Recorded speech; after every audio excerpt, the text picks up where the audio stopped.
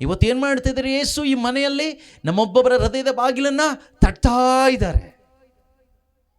ಯಾಕೆ ಗೊತ್ತಾ? ಅವ್ರಿಗೆ ಆಸೆ ನಮ್ಮ ಒಳಗಡೆ ಬರಬೇಕು ಅಂತ, ನಮ್ಮೊಳಗಡೆ ಬರಬೇಕು, ನಮ್ಮ ಜೀವನವನ್ನು ಆಶೀರ್ವಾದ ಮಾಡಬೇಕು ಅಂತ, ನಮ್ಮನ್ನೇ ಆಶೀರ್ವಾದ ಮಾಡಬೇಕು ಅಂತ.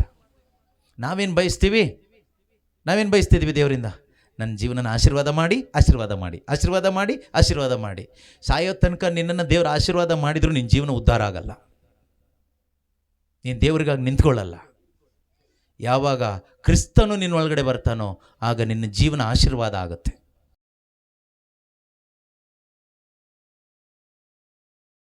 ಪ್ರೀತಿಯ ಸಹೋದರ ಸಹೋದರಿಯರೇ, ದೇವರು ನಮ್ಮೊಬ್ಬೊಬ್ಬರೊಂದಿಗೂ ಕೂಡ ವೈಯಕ್ತಿಕವಾಗಿ ಮಾತನಾಡ್ತಾರೆ.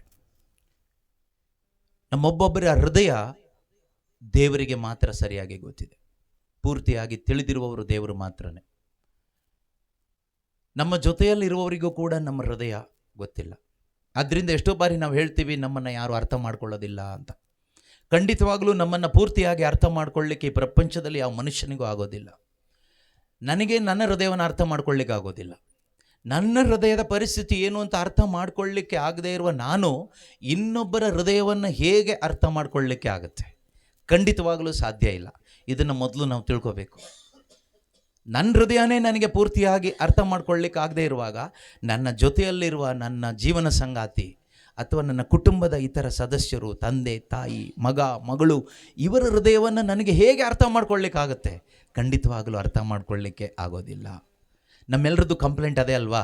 ನನ್ನ ಗಂಡ ನನ್ನನ್ನು ಅರ್ಥ ಮಾಡ್ಕೊಳ್ತಾ ಇಲ್ಲ, ನನ್ನ ಹೆಂಡತಿ ನನ್ನನ್ನು ಅರ್ಥ ಮಾಡ್ಕೊಳ್ತಾ ಇಲ್ಲ, ನನ್ನ ಮಕ್ಕಳು ನನ್ನನ್ನು ಅರ್ಥ ಮಾಡ್ಕೊಳ್ತಾ ಇಲ್ಲ, ನನ್ನ ಫ್ರೆಂಡ್ಸ್ ಯಾರು ನನ್ನನ್ನು ಅರ್ಥ ಮಾಡ್ಕೊಳ್ತಾ ಇಲ್ಲ ಅಂತ ನಾವು ಕಂಪ್ಲೇಂಟ್ ಹೇಳ್ತೀವಿ, ಬೇಜಾರು ಮಾಡ್ಕೊಳ್ತೀವಿ, ಸಾಯಬೇಕು ಅಂತ ಪ್ರಯತ್ನ ಪಡ್ತೀವಿ, ಸೂಸೈಡ್ ಮಾಡ್ಕೊಳ್ಳಿಕ್ಕೆ ಪ್ರಯತ್ನ ಪಡ್ತೀವಿ. ಎಷ್ಟೋ ಜನ ಆತ್ಮಹತ್ಯೆ ಮಾಡ್ಕೊಂಡು ಸತ್ತು ಹೋದವರು ಇದ್ದಾರೆ. ಆದರೆ ಭಯಪಡಬೇಡ, ನಿನ್ನನ್ನು ಅರ್ಥ ಮಾಡಿಕೊಳ್ಳುವ ಒಬ್ಬರಿದ್ದಾರೆ, ಅವರೇ ಯೇಸು ಕ್ರಿಸ್ತರು. ಅವರೇ ನಮ್ಮ ತಂದೆಯಾದ ದೇವರು. ಆ ದೇವರಿಗೆ ಮಾತ್ರನೇ ನಮ್ಮನ್ನು ಪೂರ್ತಿಯಾಗಿ ಅರ್ಥ ಮಾಡಿಕೊಳ್ಳಿಕ್ಕೂ ಮತ್ತು ನಮ್ಮ ಅಗತ್ಯ ಏನು ಎಂದು ಅಗತ್ಯವನ್ನು ಪೂರೈಸಲಿಕ್ಕೂ, ಯೆಹೋವ ಈರೆಯಾಗಿ ನಮ್ಮ ಅಗತ್ಯವನ್ನು ಪೂರೈಸಲಿಕ್ಕೂ ಸಾಧ್ಯವಾಗೋದು ಒಬ್ಬರಿಗೆ ಮಾತ್ರನೇ. ಅದು ನಮ್ಮನ್ನು ಸೃಷ್ಟಿ ಮಾಡಿದ, ನಮ್ಮನ್ನು ರಕ್ಷಣೆ ಮಾಡಿದ, ನಮ್ಮ ರಕ್ಷಕನೂ ಸೃಷ್ಟಿಕರ್ತನೂ ನಮ್ಮ ಕರ್ತನೂ ಆದ ಯೇಸು ಕ್ರಿಸ್ತರಿಗೆ ಮಾತ್ರನೇ, ದೇವರಿಗೆ ಮಾತ್ರನೇ ಸಾಧ್ಯ. ಇದು ಮೊದಲು ನಮ್ಮ ಹೃದಯಕ್ಕೆ ಹೋಗಬೇಕು. ಮೊಟ್ಟ ಮೊದಲನೇದಾಗಿ ನಮ್ಮ ಹೃದಯದಲ್ಲಿ ಈ ಒಂದು ಸತ್ಯದ ಅರಿವಾಗಬೇಕು. ನನ್ನ ಜೀವನವನ್ನು ಅರ್ಥ ಮಾಡಿಕೊಳ್ಳಲು ಸಾಧ್ಯವಾಗುವುದು ಒಬ್ಬರಿಗೆ ಮಾತ್ರನೇ. ಅದು ನನ್ನ ಹೃದಯವನ್ನು, ನನ್ನ ಜೀವನವನ್ನು ರೂಪಿಸಿದಂಥ ದೇವರಿಗೆ ಮಾತ್ರನೇ. ಮನುಷ್ಯನಿಗೆ ಆಗಲ್ಲ, ಯಾವ ಮನುಷ್ಯನಿಗೂ ಆಗಲ್ಲ. ಆದ್ದರಿಂದ ಯಾರ ಮೇಲೂ ಬೇಜಾರು ಮಾಡ್ಕೋಬೇಡಿ. ಯಾವ ವಿಷಯದಲ್ಲೂ ಯಾರ ಮೇಲೂ ಯಾರು ಬೇಸರ ಮಾಡ್ಕೋಬೇಡಿ. ಬೇಸರ ಪಟ್ಕೊಂಡು ಏನು ಲಾಭ? ಏನೂ ಲಾಭ ಇಲ್ಲ. ನೀವು ಒಬ್ಬರ ಮೇಲೆ ಬೇಸರ ಪಟ್ಕೊಂಡ್ರೆ ಅದರಿಂದ ನಿಮ್ಮ ಮನಸ್ಸು ಕುಂದಿ ಹೋಗುತ್ತೆ. ನಿಮಗೆ ಪ್ರಾರ್ಥನೆ ಮಾಡೋಕ್ಕಾಗೋದಿಲ್ಲ, ನಿಮಗೆ ದೇವರನ್ನ ಆರಾಧನೆ ಮಾಡಲಿಕ್ಕಾಗೋದಿಲ್ಲ, ನಿಮಗೆ ದೇವರ ಆಲೋಚನೆ ಸಿಗೋದಿಲ್ಲ, ದೇವರಿಗೆ ಕನೆಕ್ಟ್ ಆಗಲಿಕ್ಕಾಗೋದಿಲ್ಲ. ಕನೆಕ್ಟ್ ಆಗೋದು ಅಂದರೆ ನೋಡಿ, ದೇವರು ಆತ್ಮಸ್ವರೂಪಿಯಾಗಿದ್ದಾನೆ. ದೇವರು ಒಂದು ವಸ್ತು ಅಲ್ಲ, ದೇವರು ಶರೀರ ಇರುವಂಥ ಮನುಷ್ಯ ಅಲ್ಲ, ದೇವರು ಆತ್ಮಸ್ವರೂಪಿ. ಆತ್ಮ, ಗಾಡ್ ಇಸ್ ಸ್ಪಿರಿಟ್. ದೇವರು ಆತ್ಮರೂಪಿಯಾಗಿದ್ದಾನೆ. ಈ ಆತ್ಮರೂಪನಾದಂಥ, ಆತ್ಮಸ್ವರೂಪನಾದಂಥ ದೇವರಿಗೆ ನಾನು ಕನೆಕ್ಟ್ ಆಗಬೇಕಾದ್ರೆ ನನ್ನ ಆತ್ಮದ ಮುಖಾಂತರ ಮಾತ್ರನೇ ಸಾಧ್ಯ. ನನ್ನ ಆತ್ಮ ಅಥವಾ ನನ್ನ ಹೃದಯದ ಮುಖಾಂತರ ಮಾತ್ರನೇ ಸಾಧ್ಯ. ಬಾಯಿಂದ ಕನೆಕ್ಟ್ ಆಗ್ಲಿಕ್ಕೆ ಆಗೋದಿಲ್ಲ. ಬಾಯಿಂದ ಸ್ತುತಿ ಮಾಡ್ಬೋದು, ಹಲ್ಲೆಲೂಯಾ, ಯೇಸುವೆ ಸ್ತೋತ್ರ, ಪ್ರೈಸ್ ಲಾರ್ಡ್ ಎಲ್ಲ ಹೇಳ್ಬೋದು, ಆಡ್ಬೋದು, ಎಲ್ಲ ಮಾಡ್ಬೋದು. ಆದರೆ ಯೇಸುವಿಗೆ ನಾನು ಕನೆಕ್ಟ್ ಆಗಬೇಕಾದ್ರೆ ಈ ಬಾಯಿಂದ ಆಗೋದಿಲ್ಲ, ಬಾಯಿ ಮಾತಿಂದ ಕನೆಕ್ಟ್ ಮಾಡಲಿಕ್ಕೆ ಆಗೋದಿಲ್ಲ. ಜೀಸಸ್ಗೆ ಕನೆಕ್ಟ್ ಆಗಬೇಕಾದ್ರೆ ನೀನು ಓನ್ಲಿ ಥ್ರೂ ದ ಹಾರ್ಟ್, ಹೃದಯದ ಮುಖಾಂತರ ಮಾತ್ರನೇ, ನಮ್ಮ ಆತ್ಮದ ಮುಖಾಂತರ ಮಾತ್ರನೇ ಯೇಸು ಕ್ರಿಸ್ತನಿಗೆ ನನ್ನನ್ನು ಕನೆಕ್ಟ್ ಮಾಡಿಕೊಡ್ಲಿಕ್ಕೆ ಸಾಧ್ಯ ಆಗ್ತದೆ. ಈಗ ನೋಡಿ, ಒಂದು ಬಲ್ಬ್ ಉರಿಬೇಕಾದ್ರೆ ಆ ವಯರ್ಸ್ ಎಲ್ಲ ಪ್ಲಗ್ಗಿಗೆ ಕನೆಕ್ಟ್ ಆಗಿರಬೇಕು. ಇಲ್ಲ ಅಂದರೆ ಎಷ್ಟು ಒಳ್ಳೆ ಲೈಟ್ ಆದರೂ ಅದು ಉರಿಯೋದಿಲ್ಲ, ಎಷ್ಟು ಒಳ್ಳೆ ಟಿ ವಿ ಆದರೂ ಅದು ಕೆಲಸ ಮಾಡೋದಿಲ್ಲ, ಎಷ್ಟು ಕಾಸ್ಟ್ಲಿ ವಾಷಿಂಗ್ ಮೆಷಿನ್ ಆದರೂ ಅದು ಕೆಲಸ ಮಾಡೋದಿಲ್ಲ, ಎಷ್ಟು ಕಾಸ್ಟ್ಲಿ ಫ್ರಿಡ್ಜ್ ಆದರೂ ಅದು ಉಪಯೋಗಕ್ಕೆ ಬರೋದಿಲ್ಲ. ನಮ್ಮ ಜೀವನನೂ ಹಾಗೆ ಸಹೋದರ ಸಹೋದರಿಯರೇ. ನೀವು ಯಾರೇ ಆಗಿರಿ, ನೀವೆಷ್ಟು ಕಾಸ್ಟ್ಲಿ ವ್ಯಕ್ತಿನೇ ಆಗಿರಿ, ಶ್ರೇಷ್ಠ ವ್ಯಕ್ತಿನೇ ಆಗಿರಿ, ಗಣ್ಯ ವ್ಯಕ್ತಿನೇ ಆಗಿರಿ, ಯಾರೇ ಆಗಿರಿ, ಕ್ರೈಸ್ತರಾದರೂ ಅಷ್ಟೇ, ಅಕ್ರೈಸ್ತರಾದರೂ ಅಷ್ಟೇ, ಈ ಪ್ರಪಂಚದಲ್ಲಿರುವ ಯಾವ ಮನುಷ್ಯ ಆದರೂ ಅಷ್ಟೇ, ಎಷ್ಟು ಓದಿ ವಿದ್ಯಾವಂತ ಆದರೂ ಅಷ್ಟೇ, ಗುಣವಂತ ಆದರೂ ಅಷ್ಟೇ, ಯಾರೇ ಆದರೂ ಕೂಡ ನನ್ನ ಹೃದಯದಲ್ಲಿ ಜೀವ ಬೇಕಾದರೆ, ನನ್ನ ಜೀವನ ಒಳ್ಳೆ ರೀತಿಯಲ್ಲಿ ಹೋಗ್ಲಿಕ್ಕೆ ಸಾಧ್ಯವಾಗಬೇಕಾದ್ರೆ ನಾನು ಕನೆಕ್ಟ್ ಆಗಬೇಕು ಜೀಸಸ್ಗೆ, ದೇವರಿಗೆ ಕನೆಕ್ಟ್ ಆಗಬೇಕು. ನನ್ನ ಹೃದಯದ ಮುಖಾಂತರ ದೇವರಿಗೆ ಕನೆಕ್ಟ್ ಆಗಬೇಕು. ನನ್ನ ಬಾಯಿ ಮಾತಿಂದ ಕನೆಕ್ಟ್ ಆಗಿ ಪ್ರಯೋಜನ ಇಲ್ಲ. ಇಸ್ರಾಯೇಲ್ ಜನರ ಬಗ್ಗೆ ದೇವರು ಹೇಳೋ ಕಂಪ್ಲೇಂಟ್ ಏನು ಗೊತ್ತಾ? ಈ ಜನರು ನನಗೆ ಕನೆಕ್ಟ್ ಆಗ್ತಾ ಇದ್ದಾರೆ. ಹೇಗೆಂದರೆ ಬಾಯಿಯಿಂದ ಕನೆಕ್ಟ್ ಆಗ್ತಾ ಇದ್ದಾರೆ. ಹಲ್ಲೆಲೂಯಾ, ಯೇಸುವೇ ಸ್ತೋತ್ರ, ಪ್ರೈಸ್ ದಿ ಲಾರ್ಡ್ ಎಲ್ಲ ಹೇಳ್ತಾರೆ, ಹಾಡ್ತಾರೆ, ಸ್ತುತಿಸ್ತಾರೆ, ಎಲ್ಲ ಮಾಡ್ತಾರೆ. ಆ ರೀತಿಯಲ್ಲಿ ನನಗೆ ಕನೆಕ್ಟ್ ಆಗಲಿಕ್ಕೆ ಟ್ರೈ ಮಾಡ್ತಾ ಇದ್ದಾರೆ. ಆದರೆ ಅವರ ಹೃದಯ ನನ್ನಿಂದ ತುಂಬ ದೂರ ಇದೆ. ಎಲ್ಲಿದೆ? ತುಂಬ ದೂರ ಇದೆ. ಹೃದಯ ಎಲ್ಲಿದೆ? ಹೃದಯ ಲೋಕದಲ್ಲಿದೆ. ಹೃದಯ ಲೋಕಮಯವಾಗಿದೆ. ಆದರೆ ದೇವರು ಬಯಸ್ತಾ ಇರೋದು ನನ್ನ ಹೃದಯ ಅವರಿಗೆ ಕನೆಕ್ಟ್ ಆಗಬೇಕು. ನನ್ನ ಹೃದಯ ಅವರಿಗೆ ಕನೆಕ್ಟ್ ಆಗಬೇಕು. ಹೃದಯದ ಮುಖಾಂತರ ಅಥವಾ ಆತ್ಮದ ಮುಖಾಂತರ, ಆತ್ಮದ ಮುಖಾಂತರ, ದೇಹದ ಮುಖಾಂತರ ಅಲ್ಲ, ಆತ್ಮದ ಮುಖಾಂತರವಾಗಿ ಆತ್ಮಸ್ವರೂಪನಾದ ದೇವರಿಗೆ ನಾವು ಕನೆಕ್ಟ್ ಆಗಲಿಕ್ಕೆ ಆಗುತ್ತೆ. ಈಗ ಮನುಷ್ಯರ ಜೊತೆಗೆ ನಾವು ಕನೆಕ್ಷನ್ ಇಟ್ಕೋಬೇಕಾದ್ರೆ ಹೇಗೆ ಕನೆಕ್ಷನ್? ಶರೀರದ ಮುಖಾಂತರ. ಮನುಷ್ಯನಿಗೆ ಶರೀರ ಇದೆ, ದೇಹ ಇದೆ. ದೇಹದ ಮುಖಾಂತರ ನಾವು ಕನೆಕ್ಷನ್ ಇಟ್ಕೋಬೋದು. ಆದರೆ ದೇವ್ರ ಜೊತೆಗೆ ಕನೆಕ್ಷನ್ ಇಟ್ಕೋಬೇಕಾದ್ರೆ ಆತ್ಮದ ಮುಖಾಂತರ ಮಾತ್ರನೇ ಸಾಧ್ಯ. ಅದರಿಂದನೇ ನಮ್ಮ ಆತ್ಮಕ್ಕೆ ಜೀವ ಇಲ್ಲದೆ ಇದ್ದರೆ ನಮಗೆ ದೇವರ ಕನೆಕ್ಷನ್ನೇ ಸಿಗೋದಿಲ್ಲ. ನಮ್ಮ ಶರೀರಕ್ಕೆ ಜೀವ ಇದೆ, ಅದೇ ರೀತಿ ದೇಹದ ಒಳಗಡೆ ಆತ್ಮ ಇದೆ. ಈ ಆತ್ಮ ಸತ್ತ ಅವಸ್ಥೆಯಲ್ಲಿ ಇದೆ ಎಲ್ಲರಲ್ಲೂ. ಈ ಆತ್ಮಕ್ಕೆ ಜೀವ ಬರೋದು ಯಾವಾಗ ಗೊತ್ತಾ? ಯೇಸು ಬಂದಾಗ ಮಾತ್ರನೇ. ಯೇಸು ಕ್ರಿಸ್ತನಲ್ಲಿ ವಿಶ್ವಾಸ ಇಡುವುದರ ಮುಖಾಂತರವಾಗಿ ದೇವರು ನಮಗೆ ಕೊಡುವ ಆ ಪವಿತ್ರ ಆತ್ಮನ ಮುಖಾಂತರ ನಮ್ಮ ಆತ್ಮಕ್ಕೇನು ಬರುತ್ತೆ? ಲೈಫ್ ಬರುತ್ತೆ, ಜೀವ ಬರುತ್ತೆ. ಆಗ ಮಾತ್ರನೇ ನಮಗೆ ದೇವರು ಯಾರು ಅಂತ ಗೊತ್ತಾಗುತ್ತೆ. Who is god? God is my daddy. ದೇವರು ನನ್ನ ಅಪ್ಪ, ದೇವರು ನನ್ನ ತಂದೆ, ದೇವರು ಸರ್ವಶಕ್ತರು, ದೇವರು ಒಳ್ಳೆಯವರು, ದೇವರು ನೀತಿವಂತರು, ದೇವರು ಪರಿಶುದ್ಧರು, ದೇವರು ಜೀವಂತರು, ದೇವರು ಇರುವಾತನು. ಇದು ನಮಗೆ ಗೊತ್ತಾಗೋದು ಯಾವಾಗ ಗೊತ್ತಾ? ನಮ್ಮ ಆತ್ಮಕ್ಕೆ ಜೀವ ಬಂದಾಗ. ಇಲ್ಲದೆ ಇದ್ದರೆ ದೇವರು ಆ ಚರ್ಚಲ್ಲಿ, ಆ ಗುಡಿಗಳಲ್ಲಿ, ಆ ಬೆಟ್ಟದ ಮೇಲೆ, ಫೋಟೋದಲ್ಲಿ, ಕಲ್ಲಲ್ಲಿ, ಮಣ್ಣಲ್ಲಿ, ಅಲ್ಲಿ ಇಲ್ಲಿ ಎಲ್ಲ ಹುಡುಕ್ತೀವಿ.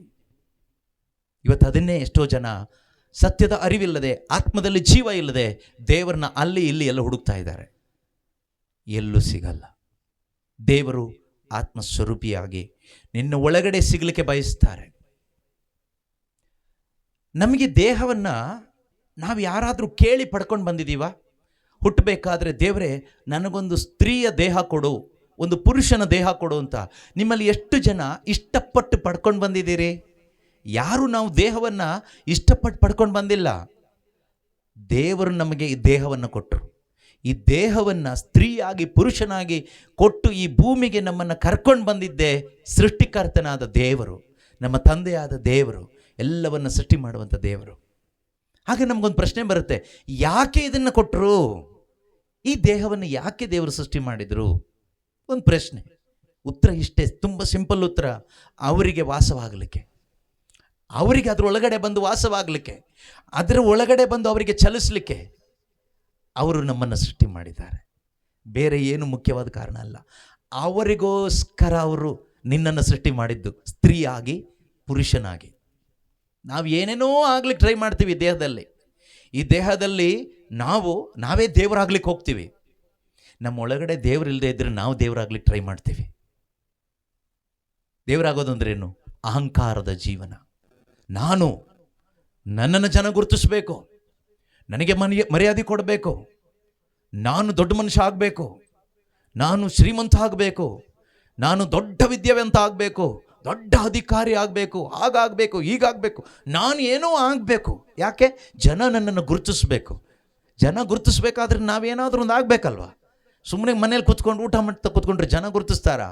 ಯಾವುದಾದ್ರೂ ಕಾಡಲ್ಲಿ ಹೋಗಿದ್ರೆ ಜನ ಗುರುತಿಸ್ತಾರಾ? ಅಲ್ವಾ? ನಾವು ಈಗ ಒಂದು ದೊಡ್ಡ ಮನೆ ಕಟ್ಟಿದರೆ ಜನ ಏನು ಮಾಡ್ತಾರೆ? ನಮ್ಮನ್ನು ಗುರುತಿಸ್ತಾರೆ. ಊರಲ್ಲಿ ತುಂಬ ದೊಡ್ಡ ಮನೆ ಇರುವವನು ಶ್ರೀಮಂತ ಅಂತ ಗುರುತಿಸ್ತಾರೆ ಅಲ್ವಾ? ಯಾವುದಾದ್ರೂ ಒಂದು ಅಧಿಕಾರ ಸ್ಥಾನದಲ್ಲಿದ್ದರೆ ಇವರು ಇಂಥ ಅಧಿಕಾರಿಗಳು ಅಂತ ಗುರುತಿಸ್ತಾರೆ. ಈ ರೀತಿ ಜನ ನಮ್ಮನ್ನು ಗುರುತಿಸ್ಲಿಕ್ಕೋಸ್ಕರ ನಾವು ಬದುಕೋರಾಗ್ತೀವಿ. ಯಾವಾಗ ಗೊತ್ತಾ?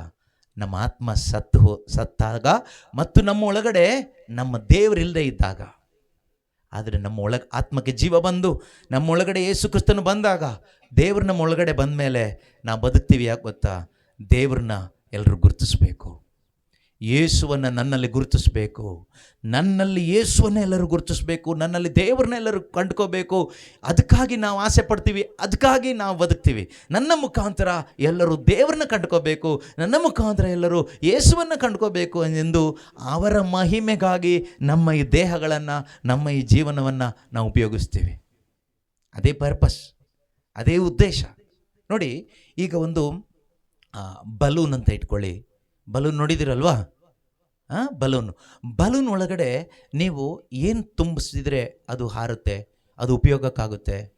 ಆ ಬಲೂನ್ ಒಳಗಡೆ ನೀವು ಗಾಳಿ ತುಂಬಿದರೆ ಮಾತ್ರನೇ ಅದು ಉಪಯೋಗಕ್ಕೆ ಬರುತ್ತೆ. ಆದರೆ ಬಲೂನ್ ಒಳಗಡೆ ನೀರು ತುಂಬಿಸಿದ್ರೆ ಏನಾಗುತ್ತೆ? ನೀರು ತುಂಬಿಸ್ಬೋದಾ?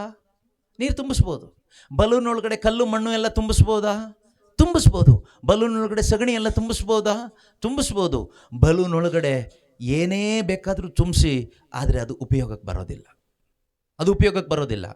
ಅದು ಹಾಳಾಗಿ ಹೋಗೋ ಸಾಧ್ಯತೆ ಇದೆ, ಅದು ಒಡೆದು ಹೋಗುವ ಸಾಧ್ಯತೆ ಇದೆ, ಅದು ಸರಿಯಾದ ರೀತಿಯಲ್ಲಿ ಉಪಯೋಗ ಆಗೋದಿಲ್ಲ.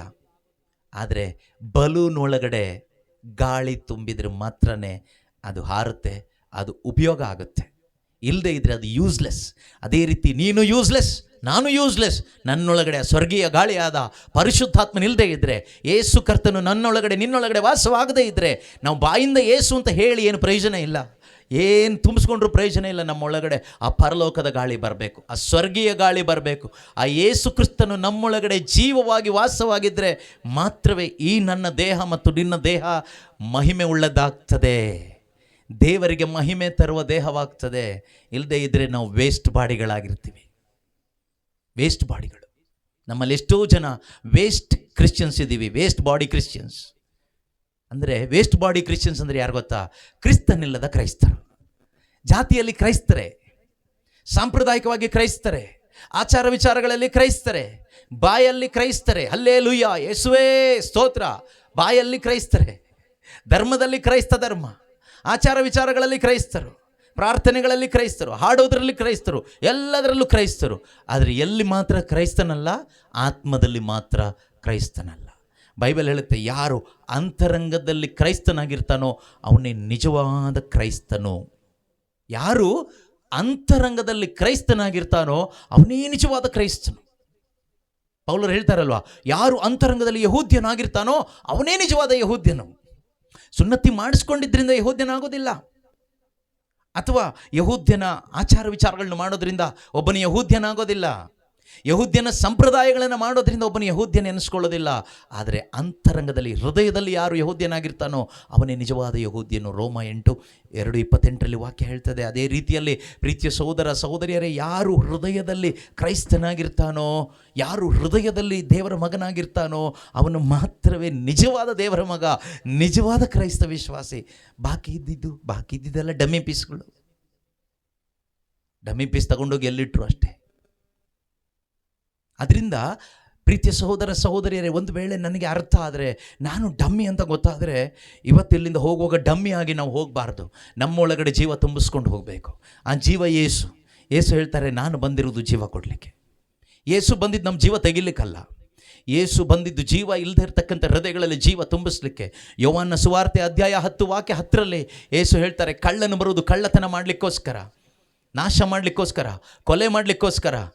ಆದರೆ ನಾನು ಬಂದಿದ್ದು ಜೀವ ನೀಡಲಿಕ್ಕೋಸ್ಕರ, ಸಮೃದ್ಧಿಯಾದ ಯಥೇಚ್ಛವಾದ ಜೀವ, ಹೆಚ್ಚಾಗಿ ಜೀವವನ್ನು ಕೊಡುವುದಕ್ಕೋಸ್ಕರ, ಹೆಚ್ಚಿನ ಜೀವವನ್ನು ಕೊಡಲಿಕ್ಕೋಸ್ಕರ. ದಟ್ ಅಬಂಡೆಂಟ್ ಲೈಫ್, ಆ ಜೀವ ಇವತ್ತು ನಮಗೆ ಬೇಕು.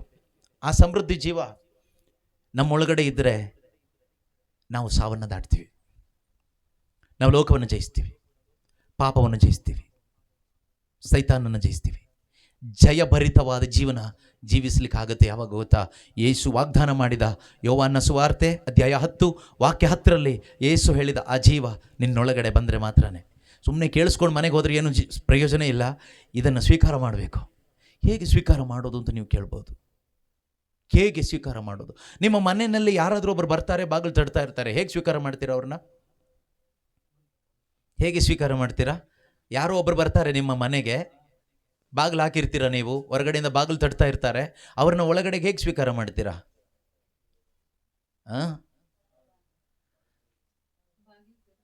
ಬಾಗಿಲು ತೆರೆದು ಸ್ವೀಕಾರ ಮಾಡ್ತೀರಿ. ಸ್ವೀಕಾರ ಮಾಡೋದಕ್ಕಿಂತ ಮೊದಲು ನೀವು ಯಾರು ಬಾಗಿಲು ತಟ್ತಾ ಇದ್ದಾರೆ ಅಂತ ಗುರುತಿಸ್ತೀರೋ ಇಲ್ವೋ? ಸಿಕ್ಕವರಿಗೆಲ್ಲ ಬಾಗಿಲು ತೆಗಿತೀರಾ? ಇಲ್ಲ ಅಲ್ವಾ? ನೀವು ಬಾಗಿಲು ತೆಗಿಬೇಕಾದ್ರೆ ಮೊದಲು ಯಾರು ಬಾಗಿಲು ತಟ್ತಾ ಇದ್ದಾರೆ ಅದನ್ನು ಮೊದಲು ಗುರುತಿಸ್ಬೇಕು. ಮೊದಲು ಇವರು ನಮ್ಮವರ ಬೇರೆಯವರ ಅಂತ ಗುರುತಿಸ್ಬೇಕು. ಸುಮ್ಮನೆ ಸಿಕ್ಕಿದ್ದಕ್ಕೆಲ್ಲ ಬಾಗಿಲು ತಗೊಂಡ್ರೆ ಏನೋ ಆಗುತ್ತೆ ಜೀವನ. ನಿಮ್ಮಲ್ಲಿ ಎಷ್ಟೋ ಜನರ ಜೀವನ ಹಾಳಾಗ್ಲಿಕ್ಕೆ ಕಾರಣ ಏನು ಗೊತ್ತಾ? ನಿಮ್ಮ ಹೃದಯದಲ್ಲಿ ಇರಬೇಕಾದವನಿಲ್ಲ, ಯಾರ್ಯಾರನ್ನ ಸೇರಿಸ್ಕೊಂಡು ಬಿಟ್ಟಿದ್ದೀರಾ, ಲೋಕನ ತುಂಬಿಸ್ಕೊಬಿಟ್ಟಿದ್ದೀರಾ. ಆಮೇಲೆ ಅಪ್ಪ ಏಸಪ್ಪ ಬಾರಪ್ಪ ಅಂದರೆ ಎಲ್ಲಿಂದ ಬರೋದು? ಅವ್ರು ಹೇಳ್ತಾರೆ ಬರೋಕ್ಕೆ ದಾರಿ ಇಲ್ಲ. ಏನು ಮಾಡಲಿ? ಬರಲಿಕ್ಕೇನಿಲ್ಲ, ದಾರಿ ಇಲ್ಲ, ಎಲ್ಲ ತುಂಬಿಸ್ಕೊಂಡು ಬಿಟ್ಟಿದೆ. ಬಂದು ಎಲ್ಲಿ ಕುತ್ಕೊಳ್ಳಿ ನಾನು? ಪ್ರೀತಿಯ ಸಹೋದರ ಸಹೋದರಿ, ದೇವರಿಗೆ ಆಸೆ ಇದೆ ನಿನ್ನೊಳಗಡೆ ಬರಬೇಕು ಅಂತ. ಆದರೆ ನೀನು ಅವಕಾಶ ಮಾಡಿಕೊಟ್ರೆ ಮಾತ್ರನೇ ಅವ್ರು ನಿನ್ನ ಒಳಗಡೆ ಬರ್ತಾರೆ. ಅವ್ರು ನಿನ್ನ ಒಳಗಡೆ ಬಂದಾದಮೇಲೆ ನಿನ್ನ ಜೀವನ ಕ್ರೈಸ್ತ ಜೀವನ ಆಗುತ್ತೆ, ಅಥವಾ ದೇವರ ಮಗನಾಗಿ ಮಗಳಾಗಿ ನಿನಗೆ ಬದುಕಲಿಕ್ಕೆ ಸಾಧ್ಯವಾಗ್ತದೆ. ಅವ್ರು ಬಾರದೇ ಇದ್ದರೆ, ಆ ಪರಿಶುದ್ಧಾತ್ಮರು ಬಾರದೇ ಇದ್ದರೆ, ನಾವೀಗ ಹಾಡು ಹೇಳ್ಕೊಂಡೇ ಹೋಗಬೇಕಾಗತ್ತೆ. ಪವಿತ್ರಾತ್ಮರದು ಬನ್ನಿ ಪವಿತ್ರಾತ್ಮರೇ ಸ್ತೋತ್ರ, ಪವಿತ್ರಾತ್ಮರೇ ಸ್ತೋತ್ರ, ಯೇಸುವೆ ಹಲ್ಲೆಲೂಯ ಎಲ್ಲ ಹೇಳ್ಕೊಂಡು ಹಾಡ್ಕೊಂಡು ಹೋಗ್ತೀವಿ. ಆದರೆ ಆತನ ಒಳಗಡೆ ಬಾರದೇ ಇದ್ದರೆ ನಮ್ಮ ಜೀವನ ವ್ಯರ್ಥವಾಗಿ ಹೋಗ್ತದೆ.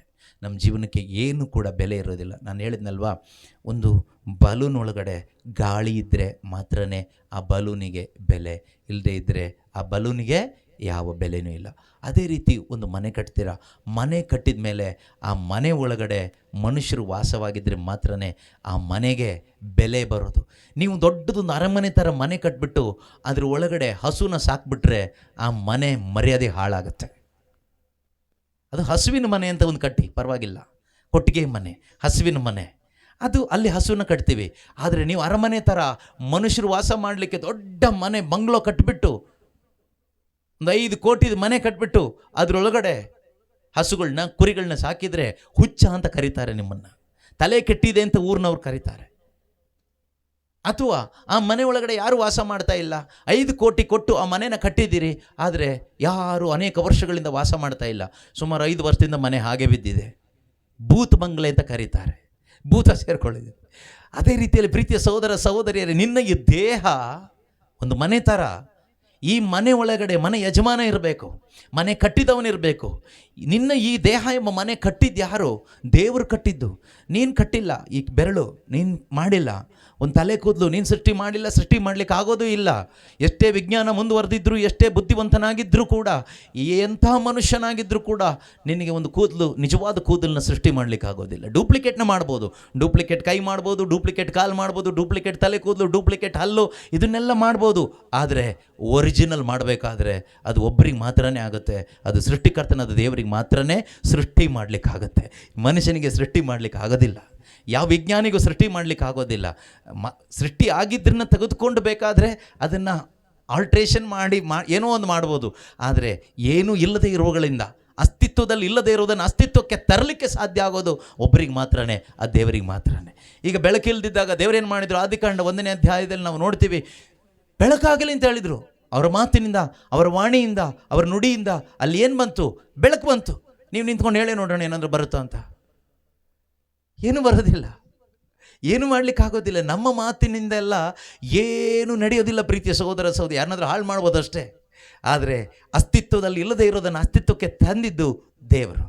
ಅದೇ ರೀತಿಯಲ್ಲಿ ಆ ದೇವರು ನಮ್ಮ ಒಳಗಡೆ ಇದ್ದಾರಾ? ಪರೀಕ್ಷೆ. ಈ ದೇಹ ದೇವರು ಸೃಷ್ಟಿ ಮಾಡಿದ್ದು ಅವರಿಗೆ ವಾಸವಾಗಲಿಕ್ಕೆ. ಕನ್ನಡಿ ಮುಂದೆ ನಿಂತ್ಕೊಂಡು ನೋಡಿ, ನಿಮ್ಮ ದೇಹ ನೋಡಲಿಕ್ಕೆ ನಿಮಗೆ ತುಂಬ ಖುಷಿ ಆಗುತ್ತೆ ಅಲ್ವಾ? ಕೆಲವು ಟೈಮ್ ನಿಮ್ಮ ಕಲರ್ ಏನಾದರೂ ಹೆಚ್ಚು ಕಡಿಮೆ ಇದ್ದರೆ ಮೇಕಪ್ ಮಾಡಿ ಕಲರ್ನ ರೆಡಿ ಮಾಡ್ಕೊಳ್ತೀರಾ. ನೀವು ಎಷ್ಟೇ ಸುಂದರವಾಗಿ ಕಂಡರೂ ಕೂಡ, ಓಕೆ, ನೀವೆಷ್ಟೇ ಡೆಕೋರೇಷನ್ ಮಾಡಿದರೂ, ಎಷ್ಟೇ ಯೌವನಸ್ಥರಾದರೂ, ಯಾರೇ ಆದರೂ, ನೀವೆಷ್ಟೇ ಕಾಸ್ಟ್ಲಿ ಬಟ್ಟೆ ಹಾಕ್ಕೊಂಡ್ರು, ಒಡವೆ ಹಾಕ್ಕೊಂಡ್ರು, ಈ ನಿನ್ನ ದೇಹ ಎಂಬ ಗುಡಾರದ ಒಳಗಡೆ, ಮನೆಯ ಒಳಗಡೆ ಮನೆಯ ಮಾಲೀಕನಿಲ್ಲದೆ ಹೋದರೆ ಅದು ಭೂತದ ಮನೆ ಆಗ್ತದೆ. ಕೆಲವರು ದೇಹ ಭೂತ ಬಂಗ್ಲೆ ಥರ ಆಗಿದೆ, ಇನ್ನು ಕೆಲವರ ದೇಹ ಈ ಕುರಿಗಳು, ಹಸುಗಳು ಎಲ್ಲ ಮೇಯ್ಕೊಂಡು ಹೋಗ್ತಾ ಇದೆ. ನೆಮ್ಮದಿ ಎಲ್ಲಿರುತ್ತೆ? ಶಾಂತಿ ಎಲ್ಲಿರುತ್ತೆ? ಸಮಾಧಾನ ಎಲ್ಲಿರುತ್ತೆ? ಸಮಾಧಾನದ ಕರ್ತನಾದ ಯೇಸು ನಿನ್ನ ಈ ದೇಹ ಎಂಬ ಗುಡಾರದ ಒಳಗಡೆ ಇದ್ದರೆ ನಿನ್ನ ಜೀವನದಲ್ಲಿ ಸಮಾಧಾನದ ಸಾಮ್ರಾಜ್ಯ ಇರುತ್ತೆ. ಇಲ್ಲಾಂದರೆ tension tension tension tension tension. ಯಾಕೆ ಕುಡಿತೀಯಾ? ಟೆನ್ಷನ್ ಆಗಿ ಕುಡಿತಾ ಇದ್ದೀನಿ. ಯಾಕೆ ಮನೆಗೆ ಬರೋದಿಲ್ಲ? ಟೆನ್ಷನಿಂದ ಮನೆಗೆ ಬರಲಿಕ್ಕಾಗ್ತಾ ಇಲ್ಲ. ಯಾಕೆ ಈ ರೀತಿ ಬದುಕ್ತಾ ಇದೆಯಾ? ಟೆನ್ಷನ್ ಜಾಸ್ತಿ ಆಗಿಬಿಟ್ಟಿದೆ. ಕೆಲವರು ಪ್ರಾರ್ಥನೆಗೆ ಬರೋದೇ ಟೆನ್ಷನ್ನಿಂದ. ಯಾಕೆ ಪ್ರಾರ್ಥನೆಗೆ ಬಂದಿದೆಯಾ? ತುಂಬ ಟೆನ್ಷನ್. ಯಾಕೆ ಪ್ರಾರ್ಥನೆಗೆ ಬರಲಿಲ್ಲ? ತುಂಬ ಟೆನ್ಷನ್. ಟೆನ್ಷನ್. ಪ್ರೀತಿಯ ಸಹೋದರ ಸಹೋದರಿಯರೇ, ಯಾಕೆ ನಮ್ಮಲ್ಲಿ ಟೆನ್ಷನ್ ಆಗ್ತಾ ಇದೆ? ಯಾವತ್ತಾದರೂ ಪ್ರಶ್ನೆ ಮಾಡಿದ್ದೀರಾ? ಯಾಕೆ ಟೆನ್ಷನ್ ಗೊತ್ತಾ? ಈ ಟೆನ್ಷನ್ ಹಾಳು ಮಾಡುವ, ಟೆನ್ಷನನ್ನು ನಾಶಪಡಿಸಲು ಶಕ್ತನಾದ ಒಬ್ಬರಿದ್ದಾರೆ. ಅವರೇ ದೇವರು, ಪರಿಶುದ್ಧಾತ್ಮರು, ಯೇಸು ಪ್ರಭು. ಅವ್ರು ನಿನ್ನ ಒಳಗಡೆ ಇಲ್ಲ. ಅವ್ರನ್ನ ಒಳಗಡೆ ಕರ್ಕೋ. ಅವ್ರೇನು ಮಾಡ್ತಾರೆ ಗೊತ್ತಾ? ಯೋಹಾನ ಶುಭ ಸಂದೇಶ ಅಧ್ಯಾಯ 1 ಪತ್ರಿಕೆ 3:8 ಮೊದಲನೇ ಪತ್ರಿಕೆ 3ನೇ ಅಧ್ಯಾಯ 8ನೇ ವಾಕ್ಯ. 1 John 3:8. ಯೋಹಾನ 1:3-8 ಮೊದಲನೇ ಪತ್ರಿಕೆ 3ನೇ ಅಧ್ಯಾಯ 8ನೇ ವಾಕ್ಯ. ಯೇಸು ಕ್ರಿಸ್ತರು ಕಾಣಿಸಿಕೊಂಡಿದ್ಯಾ ಗೊತ್ತಾ? ಸೈತಾನನ ಕಾರ್ಯಗಳನ್ನು ನಾಶ ಮಾಡುವುದಕ್ಕಾಗಿ. ಮನುಷ್ಯನ ಕಾರ್ಯಗಳನ್ನ ನಾಶ ಮಾಡಲಿಕ್ಕಲ್ಲ, ಸೈತಾನನ ಕಾರ್ಯಗಳನ್ನು ನಾಶ ಮಾಡಲಿಕ್ಕಾಗಿ. ನಿನ್ನ ಒಳಗಡೆ ಟೆನ್ಷನ್ ಯಾರ ಕಾರ್ಯ? ಸೈತಾನನ ಕಾರ್ಯ. ನಾವು ಯಾರಿಂದ ಟೆನ್ಷನ್ ಅಂತ ಹೇಳ್ತೀವಿ? ನೋಡಿ, ಆ ಅಜ್ಜಿಯಿಂದ ನನಗೆ ಟೆನ್ಷನ್ ಆಗ್ತಾ ಇದೆ ಅಂತ ಹೇಳ್ತೀವಿ ಅಲ್ವಾ? ಅಥವಾ ಗಂಡನಿಂದ ನನಗೆ ತುಂಬ ಟೆನ್ಷನ್ ಆಗ್ತಾ ಇದೆ, ನನ್ನ ಮಕ್ಕಳಿಂದ ತುಂಬ ಟೆನ್ಷನ್ ಆಗ್ತಾ ಇದೆ. ನೀವು ಹಾಗೆ ಹೇಳಲಿಕ್ಕೆ ಕಾರಣ ಏನು ಗೊತ್ತಾ? ಹಾಗೆ ಹೇಳಲಿಕ್ಕೆ ಕಾರಣ ನೀವು ಕುರುಡರಾಗಿರೋದ್ರಿಂದ. ನಿಮ್ಮ ಕಣ್ಣು ಕಾಣಿಸ್ತಾ ಇಲ್ಲ. ಅದಕ್ಕೇನೆ ನಿಮಗೆ ಕಾಣಿಸ್ತಾ ಇರೋದು ಕಣ್ಮುಂದೆ ಇರುವ ಗಂಡನೋ ಹೆಂಡ್ತಿನೋ ಅಜ್ಜಿನೋ ಅಜ್ಜನೋ ಅತ್ತೆನೋ ಪಕ್ಕದ ಮನೆಯವರೋ ಅವರೋ ಇವರೋ ಯಾರೋ ಕಾಣಿಸ್ತಾ ಇದ್ದಾರೆ. ಆದರೆ ಇವರಲ್ಲ ನಿನ್ನ ಟೆನ್ಷನಿಗೆ ಕಾರಣ. ಈಗ ಅವ್ರು ಸತ್ತೋಗ್ಬಿಟ್ರು ಅಂತ ಇಟ್ಕೊಳ್ಳೋಣ, ಆದರೆ ನಿನ್ನ ಟೆನ್ಷನ್ ಹೋಗುತ್ತಾ? ಇನ್ನೂ ಟೆನ್ಷನ್ ಜಾಸ್ತಿ ಆಗುತ್ತೆ. ಊರು ಬಿಟ್ಟು ನೀನು ಹೋದರೂ ನಿನ್ನ ಟೆನ್ಷನ್ ಜಾಸ್ತಿ ಆಗುತ್ತೆ. ನಿನ್ನ ಟೆನ್ಷನ್ಗೆ ಕಾರಣ ಸೈತಾನನಿಗೆ ನಿನ್ನ ಹೃದಯದಲ್ಲಿ ನೀನು ಜಾಗ ಮಾಡಿಕೊಟ್ಟಿದ್ಯಾ, ಅದೇ ಕಾರಣ. ಕಳ್ಳನಿಗೆ ಒಳಗಡೆ ಜಾಗ ಮಾಡಿಕೊಟ್ಬಿಟ್ಟಿದ್ಯಾ, ಅದೇ ಕಾರಣ. ಈ ಕಳ್ಳನನ್ನು ಓಡಿಸ್ಲಿಕ್ಕೆ ನಿನಗಾಗಲ್ಲ. ಈ ಸೈತಾನನನ್ನು ಓಡಿಸ್ಲಿಕ್ಕೆ, ಅವನ ಕಾರ್ಯವನ್ನು ನಾಶ ಮಾಡಲಿಕ್ಕೆ ಯಾವ ಮನುಷ್ಯನಿಂದನೂ ಸಾಧ್ಯ ಇಲ್ಲ. ಮನುಷ್ಯನ ಬಲದಿಂದ, ಮನುಷ್ಯನ ಜ್ಞಾನದಿಂದ, ಮನುಷ್ಯನ ಅಧಿಕಾರದಿಂದ ಈ ಸೈತಾನನಾಗಿರ್ತಕ್ಕಂಥ ಕಳ್ಳನ ಕಾರ್ಯವನ್ನು ನಾಶ ಮಾಡಲಿಕ್ಕೆ ಸಾಧ್ಯ ಇಲ್ಲ. ಈ ಲೋಕದಲ್ಲಿರ್ತಕ್ಕಂಥ ಎಷ್ಟೋ ಶ್ರೇಷ್ಠ ಅಧಿಕಾರಿಗಳಿದ್ದಾರೆ, ದೊಡ್ಡ ದೊಡ್ಡ ಮಿನಿಸ್ಟರ್ಸ್ಗಳಿದ್ದಾರೆ, MLA MP ಗಳಿದ್ದಾರೆ, ಅಥವಾ ದೊಡ್ಡ ದೊಡ್ಡ ಘಟಾನುಘಟಿಗಳಿದ್ದಾರೆ, ಶಕ್ತಿವಂತರಿದ್ದಾರೆ, ವಿಜ್ಞಾನಿಗಳಿದ್ದಾರೆ, ಬುದ್ಧಿವಂತರಿದ್ದಾರೆ, ಜ್ಞಾನಿಗಳಿದ್ದಾರೆ, ಮೇಧಾವಿಗಳಿದ್ದಾರೆ. ಇವರು ಯಾರಿಗೂ ನಿನ್ನ ಹೃದಯದ ಒಳಗಡೆ ಇರುವ ಸೈತಾನನ ಕಾರ್ಯವಾಗಿರುವ ಈ ಟೆನ್ಷನ್, ನಿರಾಶೆ, ಇದನ್ನು ಹಾಳು ಮಾಡಲಿಕ್ಕಾಗಲ್ಲ, ಇದನ್ನು ನಾಶ ಮಾಡೋಕ್ಕಾಗಲ್ಲ. ನೀವು ಸುಮ್ಮನೆ ಅವ್ರಿವ್ರ ಕೈಕಾಲು ಹಿಡಿಯೋದು ವೇಸ್ಟ್. ಈ ಪ್ರಪಂಚದಲ್ಲಿರ್ತಕ್ಕಂಥ ಯಾವ ದೇವರ ಸೇವಕನಿಗೂ, ಈಗ ನಾನು ಮೈಕ್ ಹಿಡ್ಕೊಂಡು ಪ್ರಬೋಧನೆ ಮಾಡ್ತಾ ಇದ್ದೀನಿ, ಆಮೇಲೆ ನೀವು ಬಂದು ಹೇಳ್ತೀರಿ, ಬ್ರದರ್ ನನಗೆ ತುಂಬ ಟೆನ್ಷನ್, ಪ್ರಾರ್ಥನೆ ಮಾಡಿ ಏನಾದರೂ ಮಾಡಿ ಸರಿ ಮಾಡಿಕೊಡಿ. ನಾನು ಈಗಲೇ ಹೇಳ್ಬಿಡ್ತೀನಿ, 100% 100% ನನ್ನಿಂದ ನಿಮ್ಮೊಳಗಡೆ ಟೆನ್ಷನನ್ನು ಸರಿ ಮಾಡೋಕ್ಕಾಗಲ್ಲ, ಆಗೋದಿಲ್ಲ. ಪ್ರಾರ್ಥನೆ ಮಾಡ್ಬೋದು, ನಾನಷ್ಟೇ ಪ್ರಾರ್ಥನೆ ಮಾತ್ರ ಮಾಡ್ಬೋದು ಅಷ್ಟೇ. ಆದರೆ ನಿನ್ನ ಒಳಗಡೆ ಇರುವ ಟೆನ್ಷನ್ ಹಾಳು ಮಾಡಲಿಕ್ಕಾಗೋದು ಒಬ್ಬರಿಗೆ ಮಾತ್ರನೇ, ಅದು ಯೇಸು ಕ್ರಿಸ್ತರಿಗೆ ಮಾತ್ರನೇ. ನಿನ್ನ ಹೃದಯದಲ್ಲಿರ್ತಕ್ಕಂಥ ಭಯವನ್ನು ನಾಶಪಡಿಸಲಿಕ್ಕೆ ಆಗೋದು ಒಬ್ಬರಿಗೆ ಮಾತ್ರನೇ, ಅದು ದೇವರಿಗೆ ಮಾತ್ರನೇ ಸಾಧ್ಯ. ದೇವರಿಗೆ ಅಸಾಧ್ಯ ಯಾವುದೂ ಇಲ್ಲ.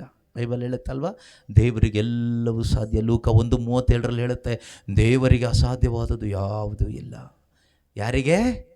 ದೇವರಿಗೆ ಅಸಾಧ್ಯವಾದದ್ದು ಯಾವುದೂ ಇಲ್ಲ ಅಂತೆ. ನೀವು ಹೇಳ್ಬೋದು, ನನ್ನಿಂದ ಆಗ್ತಾ ಇಲ್ಲ, ನನ್ನಿಂದ ಆಗ್ತಾ ಇಲ್ಲ, ನನ್ನಿಂದ ಆಗ್ತಾ ಇಲ್ಲ. ನಿನ್ನಿಂದ ಆಗಲ್ಲ, ನಿನ್ನಿಂದ ಆಗೋದಿಲ್ಲ. ನಿನ್ನಿಂದ ಅಲ್ಲ, ಯಾವ ಮನುಷ್ಯನಿಂದನೂ ಆಗೋದಿಲ್ಲ. ಈ ಪ್ರಪಂಚದಲ್ಲಿರ್ತಕ್ಕಂಥ ಯಾವ ಮನುಷ್ಯನಿಂದನೂ, ಯಾವ ಶಕ್ತಿಯಿಂದನೂ, ಯಾವುದೇ ಕಾರ್ಯದಿಂದನೂ ಕೂಡ ಸಾಧ್ಯ ಆಗೋದಿಲ್ಲ. ಅದು ಸಾಧ್ಯ ಆಗೋದು ಯಾರಿಂದ ಗೊತ್ತಾ? ದೇವರಿಂದ ಮಾತ್ರನೇ. ದೇವರ ವಾಕ್ಯ ಸತ್ಯ, ದೇವರ ವಾಕ್ಯ ಸತ್ಯ, ದೇವರ ವಾಕ್ಯ ಸುಳ್ಳಲ್ಲ.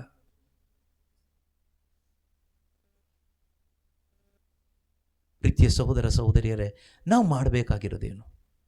ಯಜಮಾನನ ಒಳಗೆ ಬಿಟ್ಕೋಬೇಕು. ಮನೆ ಯಜಮಾನ ಮನೆ ಒಳಗಡೆ ಇರಬೇಕು.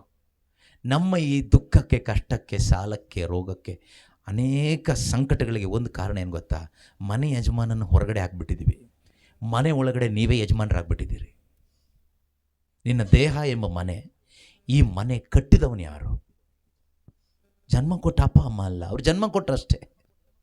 ಕೈ ಕೊಟ್ಟಿಲ್ಲ, ಕಾಲು ಕೊಟ್ಟಿಲ್ಲ, ಕಣ್ಣು ಕೊಟ್ಟಿಲ್ಲ, ಒಂದು ಕೂದಲೆಳೆ ಕೂಡ ಕೊಟ್ಟಿಲ್ಲ. ಜನ್ಮ ಕೊಡ್ಲಿಕ್ಕೆ ಶಕ್ತಿ ದೇವರು ಕೊಟ್ಟರು, ಅದರಿಂದ ಡೆಲಿವರಿ ಮಾಡಿದ್ರು ಅಷ್ಟೇ. ಜೀವ ಕೊಟ್ಟಿದ್ದು, ಉಸಿರು ಕೊಟ್ಟಿದ್ದು, ದೇಹದ ಒಂದೊಂದು ಅಂಗಾಂಗವನ್ನು ತಾಯಿಯ ಗರ್ಭದಲ್ಲಿ ಜೋಡಿಸಿಟ್ಟು ಈ ಭೂಮಿಗೆ ಕರ್ಕೊಂಡು ಬಂದಿದ್ದು ಸರ್ವಶಕ್ತನಾದ ತಂದೆಯಾದ ದೇವರು. ಅವರೇ ಯಜಮಾನರು. ಅವರು ಎಲ್ಲಿದ್ದಾರೆ ನಿನ್ನ ಜೀವನದಲ್ಲಿ? ನಿನ್ನ ಯಜಮಾನ ಎಲ್ಲಿದ್ದಾನೆ?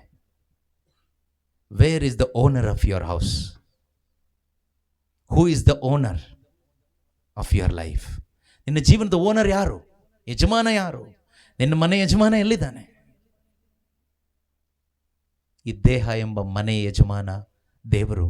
ಅವರು ಹೊರಗಡೆ ಇರಬಾರ್ದು, ಅವರು ನಿನ್ನ ಒಳಗಡೆ ಇರಬೇಕು.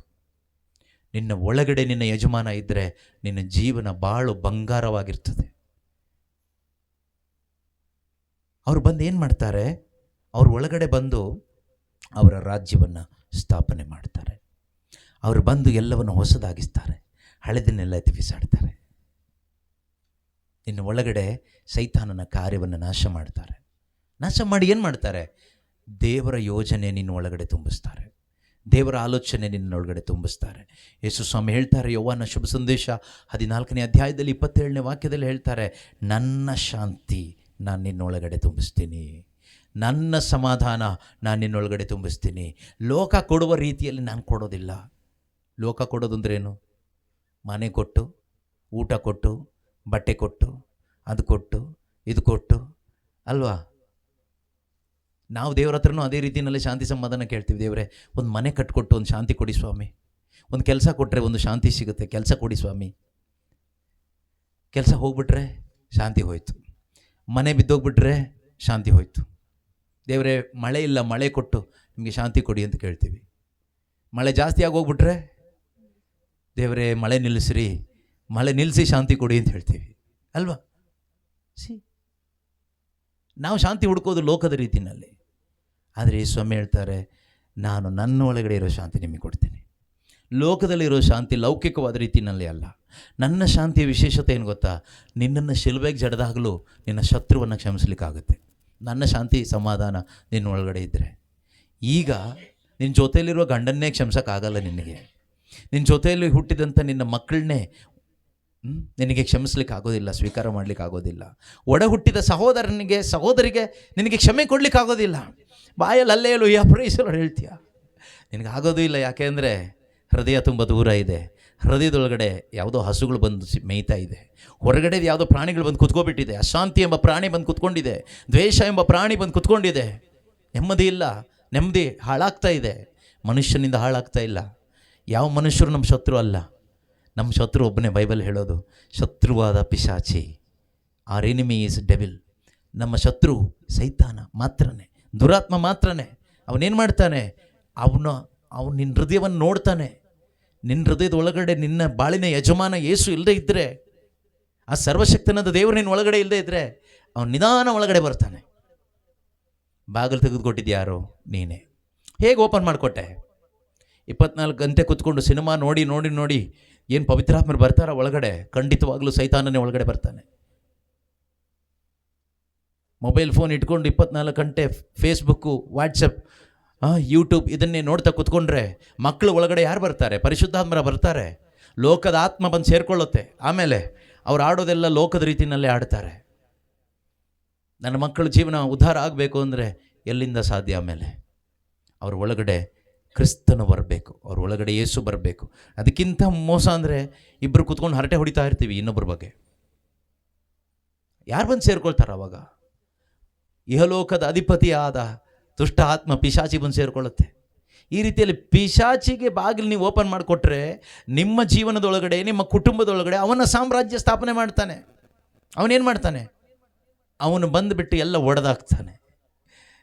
ಕೆಲವು ಟೈಮ್ ಕೆಲವರು ಹೇಳ್ತಾರಲ್ವ, ನಾವು ತುಂಬ ಚೆನ್ನಾಗಿದ್ವಿ ಬ್ರದರ್, 2 ವರ್ಷದಿಂದ ತುಂಬ ಚೆನ್ನಾಗಿದ್ವಿ, ಎಲ್ಲರೂ ಒಟ್ಟಾಗಿದ್ವಿ, ಈಗೆಲ್ಲ ಡಿವೈಡ್ ಆಗಿ ಹೋಗ್ಬಿಟ್ಟಿದ್ದೀವಿ, ಒಬ್ಬರನ್ನ ಕಂಡ್ರೂ ಒಬ್ರಿಗೆ ಆಗೋದಿಲ್ಲ. ನೀವೆಲ್ಲ ಯಾರು, ಯಾವ ಊರವರು, ಒಂದೇ ಕುಟುಂಬದವರು, ಒಂದೇ ತಂದೆ ಮಕ್ಕಳು, ಒಡ ಹುಟ್ಟಿದವರು, ಆದರೆ ಒಟ್ಟಿಗೆ ಇರಲಿಕ್ಕೆ ಆಗ್ತಾ ಇಲ್ಲ. ಯಾಕೆ ಹೀಗಾಗೋಯ್ತು? ಮತ್ತು ಎಲ್ಲರೂ ಪ್ರೇಯರಲ್ಲಿರೋರು ಆಯಿತಾ? ಎಲ್ಲರೂ ಬಾಯಿ ಬಿಟ್ಟರೆ ಹಲ್ಲೆಲೂಯಾನೇ, ಬಾಯಿ ಬಿಟ್ಟರೆ ಯೇಸು ಯೇಸು ಯೇಸುನೇ, ಒಟ್ಟಿಗೆ ಇಲ್ಲ. ಯಾರು ನಿಮ್ಮನ್ನು ದೂರ ಮಾಡಿದರು? ಪವಿತ್ರಾತ್ಮರು ದೂರ ಮಾಡಿದ್ರಾ? ಇಲ್ಲ, ಪವಿತ್ರಾತ್ಮರು ದೂರವಾಗಿರೋದನ್ನು ಹತ್ತಿರ ಕರ್ಕೊಂಡು ಬರ್ತಾರೆ, ಒಟ್ಟಿಗೆ ಸೇರಿಸೋರು. ಅಂದರೆ ಒಡೆದು ಹಾಕುವವನು ಪಿಶಾಚಿ. ಯಾಕೆ ಹಾಗೆ ಮಾಡ್ದ? ನೀನು ಇವನಿಗೆ ಒಳಗಡೆ ಜಾಗ ಕೊಟ್ಟೆ. ನಿನ್ನ ದೇಹದೊಳಗಡೆ, ನಿನ್ನ ಹೃದಯದೊಳಗಡೆ ದೇವರಿಗೆ ಜಾಗ ಕೊಡಬೇಕಾಗಿತ್ತು, ಆದರೆ ನೀನು ಯಾರಿಗೋ ಕೊಟ್ಟುಬಿಟ್ಟೆ, ಲೋಕದ ಆತ್ಮನಿಗೆ ಕೊಟ್ಟೆ, ಅವನು ಬಂದು ಶಾಂತಿ ಹಾಳು ಮಾಡ್ದ. ಆದರೆ ಯೇಸು ಎಷ್ಟು ಒಳ್ಳೆಯವರು ಅಂದರೆ, ಅವ್ರು ಹೇಳ್ತಾರೆ, ನನ್ನ ಶಾಂತಿ ಸಮಾಧಾನವನ್ನು ನಾನು ನಿನಗೆ ಕೊಡಲಿಕ್ಕಾಗಿ ನಾನು ಬಂದಿದ್ದೇನೆ, ಬಾಗಿಲು ತಟ್ತಾ ಇದ್ದೇನೆ. ಸ್ವರ ಕೇಳಿಸ್ಕೋಬೇಕು. ಹೇಗೆ ತಟ್ತಾರೆ? ಹೀಗೆ, ವಾಕ್ಯದ ಮುಖಾಂತರ. ಇವತ್ತೇನು ಮಾಡ್ತಾ ಇದ್ದಾರೆ ಯೇಸು ಸ್ವಾಮಿ?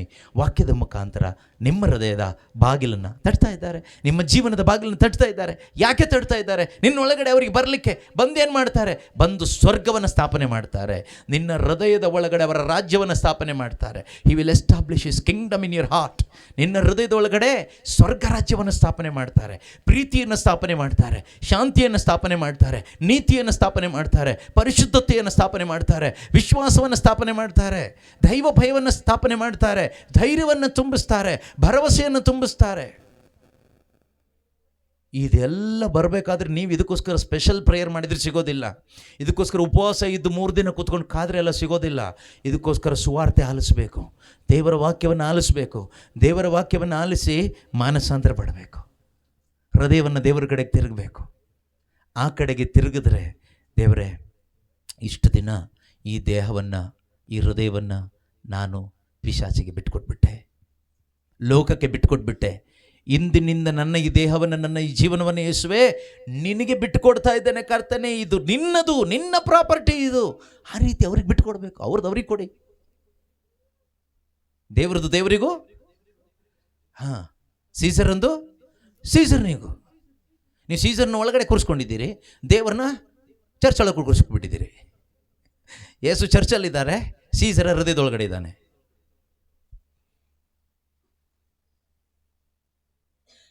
ಪ್ರೀತಿಯ ಸಹೋದರ ಸಹೋದರಿಯರೇ, ನಿನ್ನ ಒಳಗಡೆ ನಿನ್ನ ಕರ್ತನ ಇರಬೇಕು, ನಿನ್ನ ಒಳಗಡೆ ನಿನ್ನ ರಕ್ಷಕನ ಇರಬೇಕು. ಯೇಸು ನಿನ್ನ ಒಳಗಡೆ ಇದ್ದರೆ, ಬೈಬಲ್ ಹೇಳುತ್ತೆ, ಯೇಸು ಸ್ವಾಮಿ ಹೇಳ್ತಾರೆ, ನಾನು ಬೆಳಕು, ಐ ಆಮ್ ದ ಲೈಟ್. ನಾನೇನಾಗಿದ್ದೀನಿ? ಬೆಳಕಾಗಿದ್ದೀನಿ. ಯೋಹಾನ ಶುಭ ಸಂದೇಶ 8ನೇ ಅಧ್ಯಾಯ 12ನೇ ವಾಕ್ಯದಲ್ಲಿ ಹೇಳ್ತಾರೆ, ನಾನು ಬೆಳಕಾಗಿದ್ದೇನೆ. ಜಗತ್ತಿಗೆ ಜ್ಯೋತಿ ಯಾರು? ಯೇಸು. ಎಲ್ಲ ಮನುಷ್ಯರನ್ನು ಬೆಳಗಿಸ್ಲಿಕ್ಕೆ ಬಂದಿದ್ದವರು. ಅವರು ಕ್ರೈಸ್ತರನ್ನು ಬೆಳಗಿಸ್ಲಿಕ್ಕೆ ಬಂದ ದೇವರು ಅಲ್ಲ, ಅವರು ಯಹೂದ್ಯರನ್ನು, ಇಸ್ರಾಯೇಲರನ್ನು ಮಾತ್ರ ಬೆಳಗಿಸ್ಲಿಕ್ಕೆ ಬಂದ ದೇವರಲ್ಲ, ಅವರು ಯಾವುದೋ ಒಂದು ಗ್ರೂಪನ್ನು ಮಾತ್ರ ಬೆಳಗಿಸ್ಲಿಕ್ಕೆ ಬಂದ ದೇವರಲ್ಲ. ಯೇಸು ಕ್ರಿಸ್ತನು ಈ ಧರೆಗೆ ಮನುಷ್ಯನಾಗಿ ಬಂದಿದ್ದು, ದೇವರು ಮನುಷ್ಯನಾಗಿ ಅವತರಿಸಿ ಭೂಮಿಗೆ ಬಂದಿದ್ದು ಎಲ್ಲ ಮನುಷ್ಯನನ್ನು ಬೆಳಕಾಗಿಸ್ಲಿಕ್ಕೆ, ಎಲ್ಲ ಮನುಷ್ಯರನ್ನು ಬೆಳಗಿಸ್ಲಿಕ್ಕೆ. ಯಾಕೆಂದರೆ ದೇವರಿಗೆ ಎಲ್ಲರ ಮೇಲೂ ಪ್ರೀತಿ ಇದೆ, ಅವರಿಗೆಲ್ಲರಿಗೂ ದೇವರು is God of all people. ಸರ್ವಜನರ ದೇವರಾಗಿರೋದ್ರಿಂದ ಎಲ್ಲ ಮಾನವರನ್ನು ರಕ್ಷಿಸಿ ಉದ್ಧರಿಸಲಿಕ್ಕೆ ಬಂದವರವರು. ಅವ್ರು ಹೇಳ್ತಾರೆ, ನಾನೇ ಜಗತ್ತಿಗೆ ಜ್ಯೋತಿ, ನನ್ನನ್ನು ಹಿಂಬಾಲಿಸುವವನು ಕತ್ತಲೆಯಲ್ಲಿ ನಡೆಯುವುದಿಲ್ಲ. ಏಕೆಂದರೆ ಜೀವದಾಯಕ ಜ್ಯೋತಿ ಅವನ ಒಳಗಡೆ ಇರುತ್ತಂತೆ. ಏನಿರುತ್ತೆ ಅವನ ಒಳಗಡೆ? ಏನಿರುತ್ತೆ? ಜೀವದ ಜ್ಯೋತಿ ಇರುತ್ತೆ, ಜೀವ ಕೊಡುವ ಬೆಳಕು. ಯೇಸುವನ್ನು ಒಳಗಡೆ ಕರ್ಕೊಂಡ್ರೆ ನಮ್ಮ ಒಳಗಡೆ ಏನಿರುತ್ತೆ?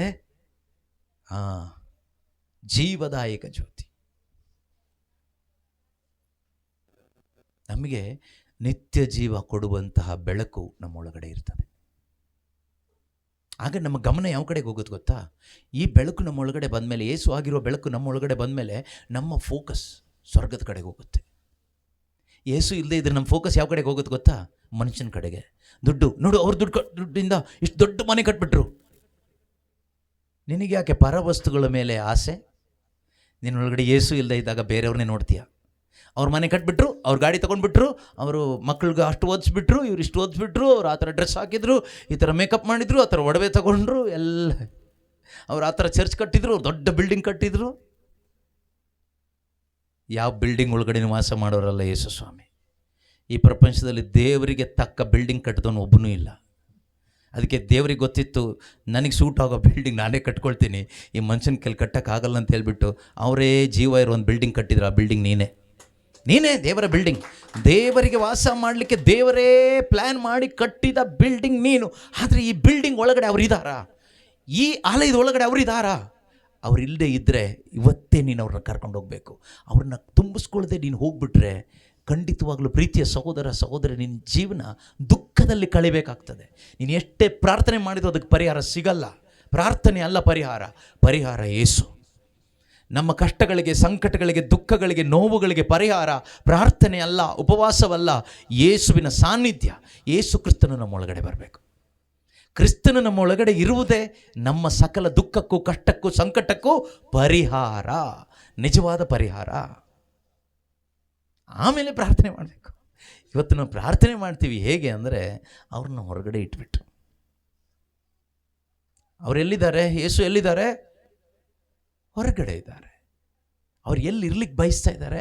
ಅವರು ಒಳಗಡೆ ಇರ್ಲಿಕ್ಕೆ ಬಯಸ್ತಾ ಇದ್ದಾರೆ. ಯಾರು ಒಳಗಡೆ ಇರ್ಲಿಕ್ಕೆ ಬಯಸ್ತಾ ಇದ್ದಾರೆ? ಪ್ರತಿಯೊಬ್ಬ ಮನುಷ್ಯನ ಒಳಗೆ ವಾಸ ಮಾಡಲಿಕ್ಕೆ ಬಯಸುವ ಏಕೈಕ ದೇವರು ಯೇಸು ಕ್ರಿಸ್ತರು. ಅವ್ರಿಗೆ ಮಾತ್ರನೇ ಒಳಗಡೆ ಬರಲಿಕ್ಕಾಗತ್ತೆ. ಮನುಷ್ಯನ ಒಳಗಡೆ ಬರಲಿಕ್ಕಾಗೋದು ಒಬ್ಬರಿಗೆ ಮಾತ್ರನೇ. ಮನುಷ್ಯನನ್ನು ಉಂಟು ಮಾಡಿದವನಿಗೆ ಮಾತ್ರನೇ ಮನುಷ್ಯನ ಒಳಗಡೆ ಬರಲಿಕ್ಕಾಗತ್ತೆ. One who created you can come inside of you. ಬೇರೆ ಯಾರಿಗೂ ನಮ್ಮ ಜೀವನದಲ್ಲಿ, ನಮ್ಮ ಹೃದಯದ ಒಳಗಡೆ ಬಂದು ವಾಸ ಮಾಡಲಿಕ್ಕೆ ಆಗೋದಿಲ್ಲ. ಆದರೆ ಸೈತಾನಿಗೆ ನಮ್ಮ ಈ ದೇಹ ತನಕ ಬರ್ಬೋದಷ್ಟೇ, ಆತ್ಮಕ್ಕೆ ಹೋಗಿ ಏನು ಮಾಡಲಿಕ್ಕಾಗೋದಿಲ್ಲ. ನಮ್ಮ ಆತ್ಮದೊಳಗಡೆ ಬಂದು ಆತ್ಮದಲ್ಲಿ ಜೀವ ಕೊಡ್ಲಿಕ್ಕೆ ಆಗೋದು ನಮ್ಮ ದೇಹಾತ್ಮ ಪ್ರಾಣಗಳನ್ನು ಸೃಷ್ಟಿ ಮಾಡಿದ ಸೃಷ್ಟಿಕರ್ತನಾದ ದೇವರಿಗೆ. ಅವ್ರನ್ನ ಹೇಗೆ ಒಳಗಡೆ ಕರ್ಕೊಳ್ಳೋದು? ಅಷ್ಟು ದೊಡ್ಡ ದೇವ್ರನ್ನ ಹೇಗೆ ನನ್ನ ಒಳಗಡೆ ಕರ್ಕೊಳ್ಳೋದು? ಮೊದಲನೇದಾಗಿ ನಾನು ಹೇಳಿದೆ, ಅವರ ವಾಕ್ಯವನ್ನು ಆಲಿಸಬೇಕು, ಶುಭವಾರ್ತೆಯನ್ನು ಆಲಿಸಬೇಕು. ನನ್ನ ಸ್ವರವನ್ನು ಕೇಳಿಸಿಕೊಂಡು ಬಾಗಿಲು ತೆಗಿಬೇಕು ಅಂತ ಹೇಳಿದ್ದಾರೆ ಅಲ್ವಾ? ಪ್ರಕಟಣೆ 3:21 ಹೇಳ್ತಾರಲ್ವಾ, ನಾನು ಬಾಗಿಲ ಬಳಿ ನಿಂತು ಹೊರಗಡೆ ತಟ್ತಾ ಇದ್ದೀನಿ. ಇವತ್ತು ಏನು ಮಾಡ್ತಿದ್ದಾರೆ ಯೇಸು? ಈ ಮನೆಯಲ್ಲಿ ನಮ್ಮೊಬ್ಬೊಬ್ಬರ ಹೃದಯದ ಬಾಗಿಲನ್ನು ತಟ್ತಾ ಇದ್ದಾರೆ. ಯಾಕೆ ಗೊತ್ತಾ? ಅವರಿಗೆ ಆಸೆ ನಮ್ಮ ಒಳಗಡೆ ಬರಬೇಕು ಅಂತ. ನಮ್ಮೊಳಗಡೆ ಬರಬೇಕು, ನಮ್ಮ ಜೀವನವನ್ನು ಆಶೀರ್ವಾದ ಮಾಡಬೇಕು ಅಂತ, ನಮ್ಮನ್ನೇ ಆಶೀರ್ವಾದ ಮಾಡಬೇಕು ಅಂತ. ನಾವೇನು ಬಯಸ್ತಿದ್ವಿ ದೇವರಿಂದ? ನನ್ನ ಜೀವನನ ಆಶೀರ್ವಾದ ಮಾಡಿ, ಆಶೀರ್ವಾದ ಮಾಡಿ, ಆಶೀರ್ವಾದ ಮಾಡಿ, ಆಶೀರ್ವಾದ ಮಾಡಿ. ಸಾಯೋ ತನಕ ನಿನ್ನನ್ನು ದೇವರ ಆಶೀರ್ವಾದ ಮಾಡಿದರೂ ನಿನ್ನ ಜೀವನ ಉದ್ಧಾರ ಆಗಲ್ಲ. ನೀನು ದೇವರಿಗಾಗಿ ನಿಂತ್ಕೊಳ್ಳಲ್ಲ. ಯಾವಾಗ ಕ್ರಿಸ್ತನು ನಿನ್ನ ಒಳಗಡೆ ಬರ್ತಾನೋ ಆಗ ನಿನ್ನ ಜೀವನ ಆಶೀರ್ವಾದ ಆಗುತ್ತೆ. ಆಶೀರ್ವಾದ ಅಂದರೆ ಏನು ಗೊತ್ತಾ?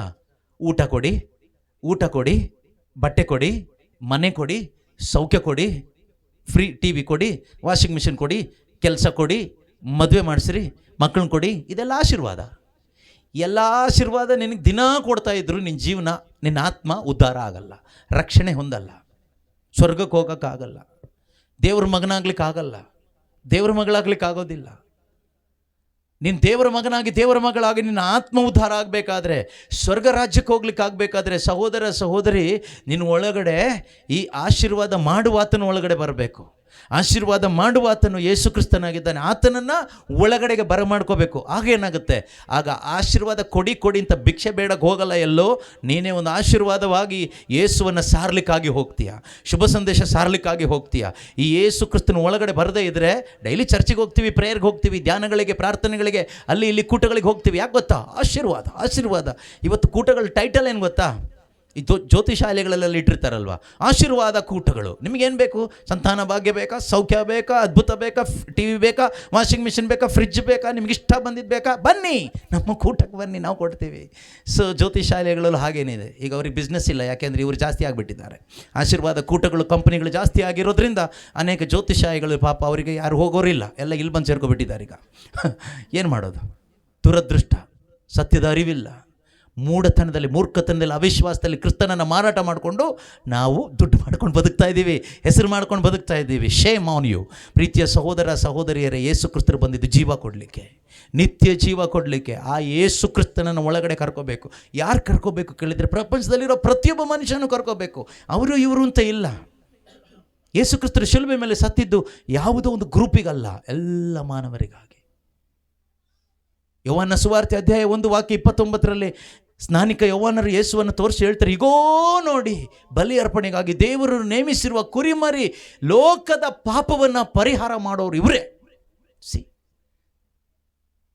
ಈ ಪ್ರಪಂಚ ಸೃಷ್ಟಿಯಾದಿನಿಂದ ಇವತ್ತಿನ ತನಕ ಯಾರೂ ಕೂಡ ಯಾರನ್ನೂ ತೋರಿಸಿ ಹೇಳಲಿಲ್ಲ, ಲೋಕದ ಪಾಪ ಪರಿಹಾರ ಮಾಡೋರು ಇವರೇ ಅಂತ.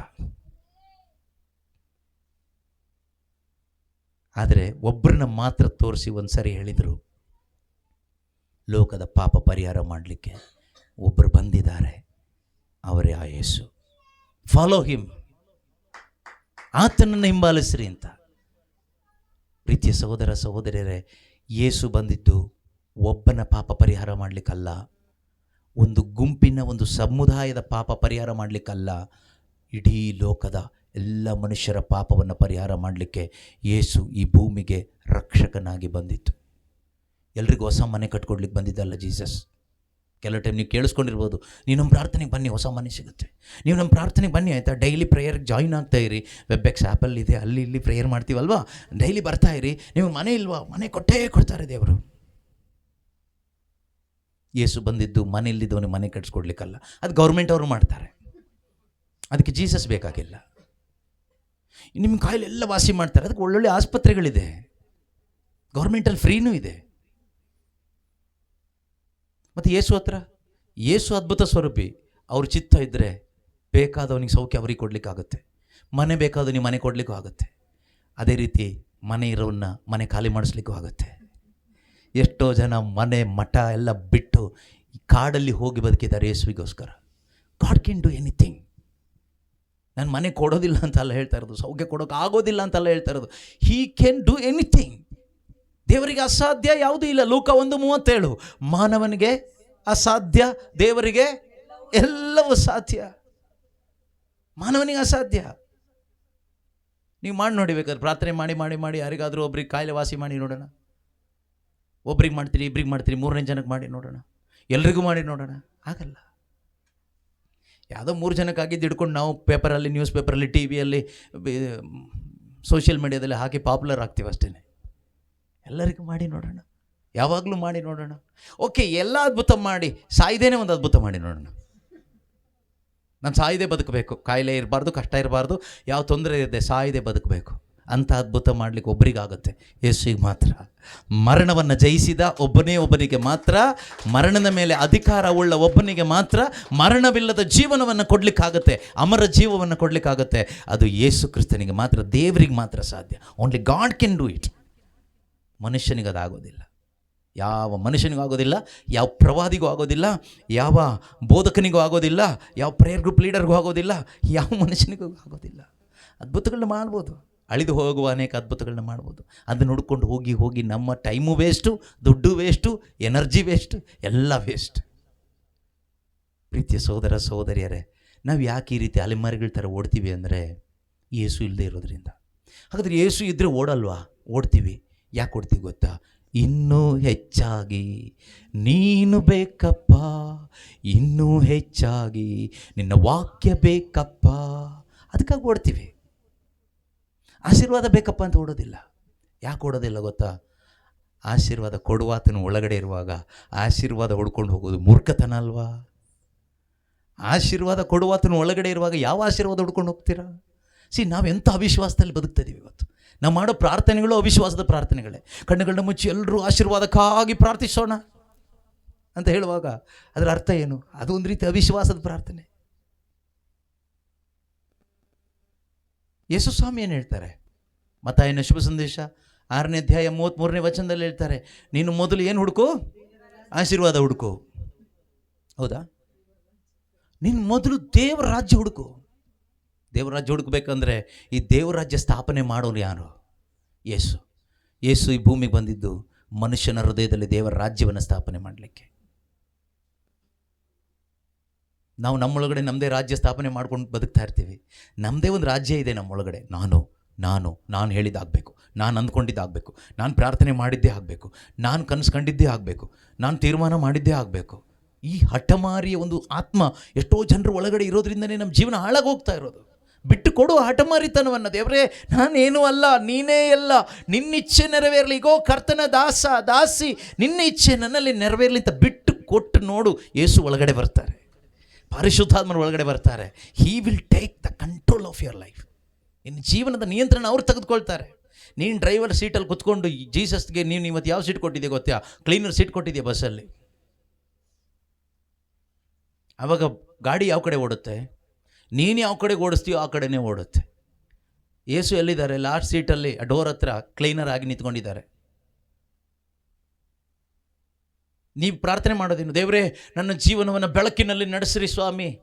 ಹಿಂದಿಂದ ಕ್ಲೀನರ್ ಹೇಳ್ತಾನೆ, ಬೆಳಕಿನಲ್ಲಿ ನಡೆಸೋಕ್ಕೆ ಸ್ಟೇರಿಂಗ್ ನಿನ್ನ ಕೈಯಲ್ಲಿ ಹಿಡ್ಕೊಂಡು ಕೂತ್ಕೊಂಡಿದ್ದೆ ಡ್ರೈವರ್ ಸಾರ್, ನೀನು ಆ ಸೀಟ್ ಬಿಟ್ಕೊಟ್ರೆ ನಾನಲ್ಲಿ ಬಂದು ಬೆಳಕಲ್ಲಿ ನಡೆಸ್ತೀನಿ. ಸಮಾಧಾನದ ದಾರಿಯಲ್ಲಿ ನಡೆಸು ಕರ್ತನೇ, ಹಾಲೆಲೂಯಾ.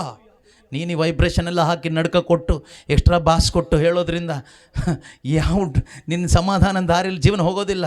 ಸೀಟ್ ಚೇಂಜ್ ಮಾಡು.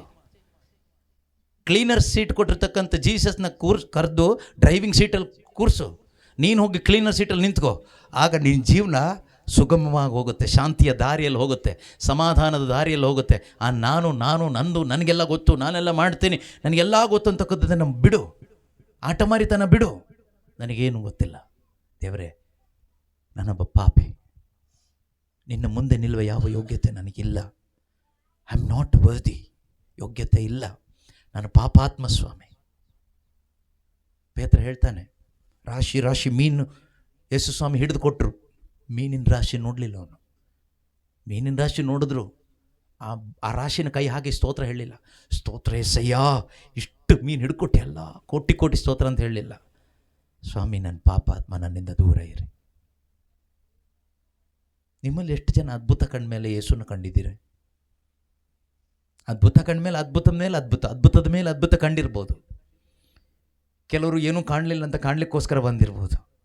ಆದರೆ ಪ್ರೀತಿಯ ಸಹೋದರ ಸಹೋದರಿಯರೇ, ಈ ಪ್ರಪಂಚದಲ್ಲಿರುವ ಯಾವ ಅದ್ಭುತನೂ ಶಾಶ್ವತ ಅಲ್ಲ. ಆದರೆ ಶಾಶ್ವತವಾದ ಒಂದು ಅದ್ಭುತ ಇದೆ, ಅದು ಯೇಸು ಕ್ರಿಸ್ತರೇ ಆಗಿದ್ದಾರೆ. He himself is the miracle, imperishable miracle. Yesu ನಿತ್ಯ ಜೀವ, ಶಾಶ್ವತವಾಗಿ ಇರುವಂಥದ್ದು. ಯೇಸು ಹೇಳ್ತಾರಲ್ವ, ಭೂಮಿ ಅಳಿದು ಹೋಗ್ತದೆ, ಆಕಾಶ ಅಳಿದು ಹೋಗ್ತದೆ, ಸ್ಥಾನಮಾನ ಅಳಿದು ಹೋಗ್ತದೆ, ಬಿಲ್ಡಿಂಗ್ ಉದುರಿ ಹೋಗ್ತದೆ, ಎಲ್ಲ ಚರ್ಚುಗಳು ಗೋಪುರಗಳು ಉದುರಿ ಹೋಗ್ತದೆ, ಮನುಷ್ಯನ ಸ್ಥಾನಮಾನ ಎಲ್ಲ ಕಿತ್ತೋಗುತ್ತೆ. ಆದರೆ ನನ್ನ ಬಾಯಿಂದ ಹೊರಟು ಬಂದ ಮಾತುಗಳು ಶಾಶ್ವತವಾಗಿ ನಿಲ್ತದೆ. ಭೂಮಿ ಆಕಾಶ ಅಳಿದು ಹೋದರೂ ಅಳಿದು ಹೋಗದೇ ಇರತಕ್ಕಂಥದ್ದು ಒಂದಿದೆ, ಅದು ದೇವರ ನುಡಿಗಳು. ದೇವರ ಬಾಯಿಂದ ಬಂದಂಥ ಒಂದೊಂದು ನುಡಿಗಳು, ಆ ದೇವರ ಮಾತು ಯೇಸುವೆ. ದೇವರ ಮಾತು ಅಂದ ತಕ್ಷಣ ಅದು ಏನೂ ಅಲ್ಲ, ಅದು ಯೇಸುನೇ ಆಗಿದ್ದಾರೆ. ಅವ್ರು ಅಳಿದು ಹೋಗೋದಿಲ್ಲ. ಅವ್ರು ನಿನ್ನ ಒಳಗಡೆ ಇರುವಾಗ ನೀನು ಅಳಿದು ಹೋಗೋದಿಲ್ಲ. ನೀನೇನಾಗಿರ್ತೀಯ? ನೀನು ಮೃತ್ಯುವನ್ನು ಜಯಿಸಿದವನಾಗಿರ್ತೀಯ. ಅವ್ರು ಹೇಳ್ತಾರಲ್ವ, ಪುನರುತ್ಥಾನವು ಜೀವವು ನಾನೇ, ನನ್ನಲ್ಲಿ ವಿಶ್ವಾಸ ಇಟ್ಟವನು ಸತ್ರೂ ಬದುಕ್ತಾನೆ. ನಾವು ಬದುಕಿದಾಗಲೇ ಸತ್ತೋಗ್ಬಿಟ್ಟಿದ್ದೀವಿ. ಯಾಕೆ ಗೊತ್ತಾ? ಜೀವ ಒಳಗಡೆ ಇಲ್ಲ. ಯೇಸು ಹೇಳ್ತಾರೆ, ಐ ಆಮ್ ದ ಲೈಫ್, ನಾನೇ ಜೀವ. ಯೇಸು ಆಗಿರ್ತಕ್ಕಂಥ ಜೀವ ನಿನ್ನ ಒಳಗಡೆ ಬಂದರೆ, ಯಾರು ನಿನ್ನ ಹೊಡೆದು ಸಾಯಿಸಿದ್ರೋ, ಕಾಯಿಲೆ ಬಂದು ಸತ್ತೋಯ್ತೋ, ವಯಸ್ಸಾಗಿ ಸತ್ಯೋ, ಹೇಗೋ ಸತ್ತೆ ಬಿಡು, ಅದು ಶರೀರಕ್ಕೆ ಸಂಬಂಧಪಟ್ಟಿದ್ದು, ಮಣ್ಣಿಗೆ ಸಂಬಂಧಪಟ್ಟಿದ್ದು, ಹೇಗೂ ಸಾಯಲೇಬೇಕಲ್ವ. ಯೇಸು ಹೇಳ್ತಾರೆ, ಅವನು ಸಾವಿಗೀಡಾದರೂ ಅವನು ಜೀವಿಸ್ತಾನೆ ಅಂತ. ಆದರೆ ನಮ್ಮಲ್ಲಿ ಅನೇಕ ಕ್ರೈಸ್ತರಿದ್ದೀವಿ, ನಾವು ಬದುಕಿದಾಗಲೇ ಸತ್ತವ್ರ ಥರ ಇದ್ದೀವಿ.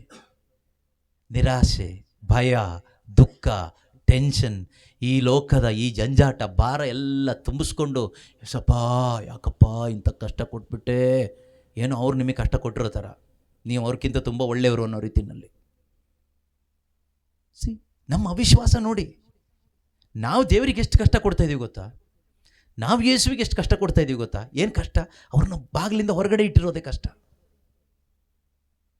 ಡ್ರೈವರ್ ಸೀಟಲ್ಲಿ ಕುತ್ಕೊಳ್ಳಿಕ್ಕೆ ಬಿಡ್ದೇನೆ, ಡ್ರೈವರ್ ಸೀಟಲ್ಲಿ ಕುತ್ಕೊಳ್ಳಿಕ್ಕೆ ಬಿಡ್ದೇನೆ, ದಾರಿ ಗೊತ್ತಿಲ್ಲದಿರ್ತಕ್ಕಂಥ ಕ್ಲೀನರ್ ಆಗಿರ್ತಕ್ಕಂಥ ನಾನು ಕೂತ್ಕೊಂಡು ಹಳ್ಳ ಗುಂಡಿಲೆಲ್ಲ ಗಾಡಿ ತಗೊಂಡು ಹೋಗ್ತಾ ಇದ್ದೀನಿ. ಜೀವನ ಹೇಗೆ ಒಳ್ಳೆ ದಾರಿಲಿ ಹೋಗುತ್ತೆ? ಬಿಟ್ಟು ಕೊಟ್ಟು ನೋಡು ನಿನ್ನ ಹೃದಯದಲ್ಲಿ ಯೇಸುವಿಗೆ ಅವಕಾಶ ಕೊಟ್ಟು ನೋಡು. ಶುಭ ಸಂದೇಶವನ್ನು ಆಲಿಸಿರುವ ಪ್ರೀತಿಯ ಸೋದರ ಸಹೋದರಿಯರೇ, ಯೇಸುವನ್ನು ಒಳಗಡೆ ಕರ್ಕೊಳ್ಳಿಕ್ಕಿರ್ತಕ್ಕಂಥ ಬಾಗಿಲು ಓಪನ್ ಮಾಡೋದು ಹೇಗೆ ಗೊತ್ತಾ? ಮಾನಸಾಂತರದ ಮುಖಾಂತರ. ದೇವರೇ, ನಾನು ಪಾಪಿ, ನೀನು ಪರಿಶುದ್ಧನು, ನನ್ನ ಪಾಪವನ್ನು ನಾನು ಒಪ್ಪಿಕೊಳ್ತೇನೆ ಎಂದು ಹೇಳುತ್ತಾ ಪಾಪಕ್ಕೆ ವಿಮುಖನಾಗಿ ದೇವರ ಕಡೆಗೆ ತಿರುಗುವಾಗ, ಯೇಸುವಿನ ಕಡೆಗೆ ತಿರುಗುವಾಗ, ಯೇಸುವೆ ನನಗೆ ನೀನು ಬೇಕು, ಯೇಸುವೆ ನನ್ನ ಹೃದಯಕ್ಕೆ ಬನ್ನಿ, ಯೇಸುವೆ ನನ್ನ ಜೀವನಕ್ಕೆ ನೀವು ಬನ್ನಿ, ಯೇಸುವೆ ನನ್ನ ಜೀವನದಲ್ಲಿ ಈ ಹೃದಯದಲ್ಲಿ ನೀವು ಕೂತ್ಕೊಳ್ಳಿ, ಯೇಸುವೆ ಇನ್ನು ಮುಂದೆ ಜೀವಿಸುವುದು ನಾನಲ್ಲ, ನೀವು ಆಗಬೇಕು.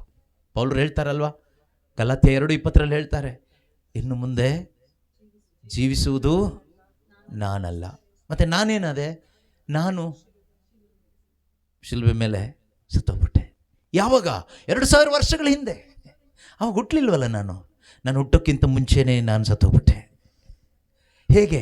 ಯೇಸುವಿನ ದೇಹದ ಮುಖಾಂತರ ನಾನು ಸತ್ತೆ. ಮತ್ತು ಈಗ ಬದುಕ್ತಾ ಇರೋದು? ಈಗ ಯೇಸು ನನ್ನಲ್ಲಿ ಬದುಕ್ತಾ ಇದ್ದಾರೆ. ಈ ದೇಹದಲ್ಲಿ ಯೇಸು ಬದುಕ್ತಾ ಇದ್ದಾರೆ. ಈ ದೇಹದಲ್ಲಿ ಯೇಸು ಬದುಕಿದ್ರೇ ಯೇಸು ನಮ್ಮ ದೇಹಕ್ಕೆ ಬೆಲೆ. ಇಲ್ಲದೇ ಇದ್ದರೆ ನೀವು ಎಷ್ಟು ಒಳ್ಳೆ ಕೋಟ್ ಹಾಕ್ಕೊಂಡ್ರು, ಸೂಟ್ ಹಾಕ್ಕೊಂಡ್ರು, ಎಷ್ಟು ಪದವಿ ಇದ್ದರು, ಎಷ್ಟು ಬ್ಯೂಟಿ ಇದ್ದರು, ಏನು ಪ್ರಯೋಜನ ಇಲ್ಲ. ಏನೇನೂ ಪ್ರಯೋಜನ ಇಲ್ಲ. ನೀವೇನು ಮೇಕಪ್ ಮಾಡಿಕೊಂಡ್ರು ಅಷ್ಟೇ, ಎಷ್ಟು ಒಡವೆ ಹಾಕ್ಕೊಂಡ್ರು ಅಷ್ಟೇ, ಎಷ್ಟು ಒಳ್ಳೆ ಬಟ್ಟೆ ಹಾಕ್ಕೊಂಡ್ರು ಅಷ್ಟೇ, ಎಷ್ಟು ಚೆನ್ನಾಗಿ ಶೇವಿಂಗ್ ಮಾಡಿಕೊಂಡ್ರು ಅಷ್ಟೇ, ಏನೆಲ್ಲ ಬೆಳ್ಳಗಿರೋ ಕೂದಲನ್ನ ಕಪ್ಪಗೆ ಮಾಡಿಕೊಂಡ್ರು ಅಷ್ಟೇ, ಏನೂ ವರ್ಕೌಟ್ ಆಗಲ್ಲ.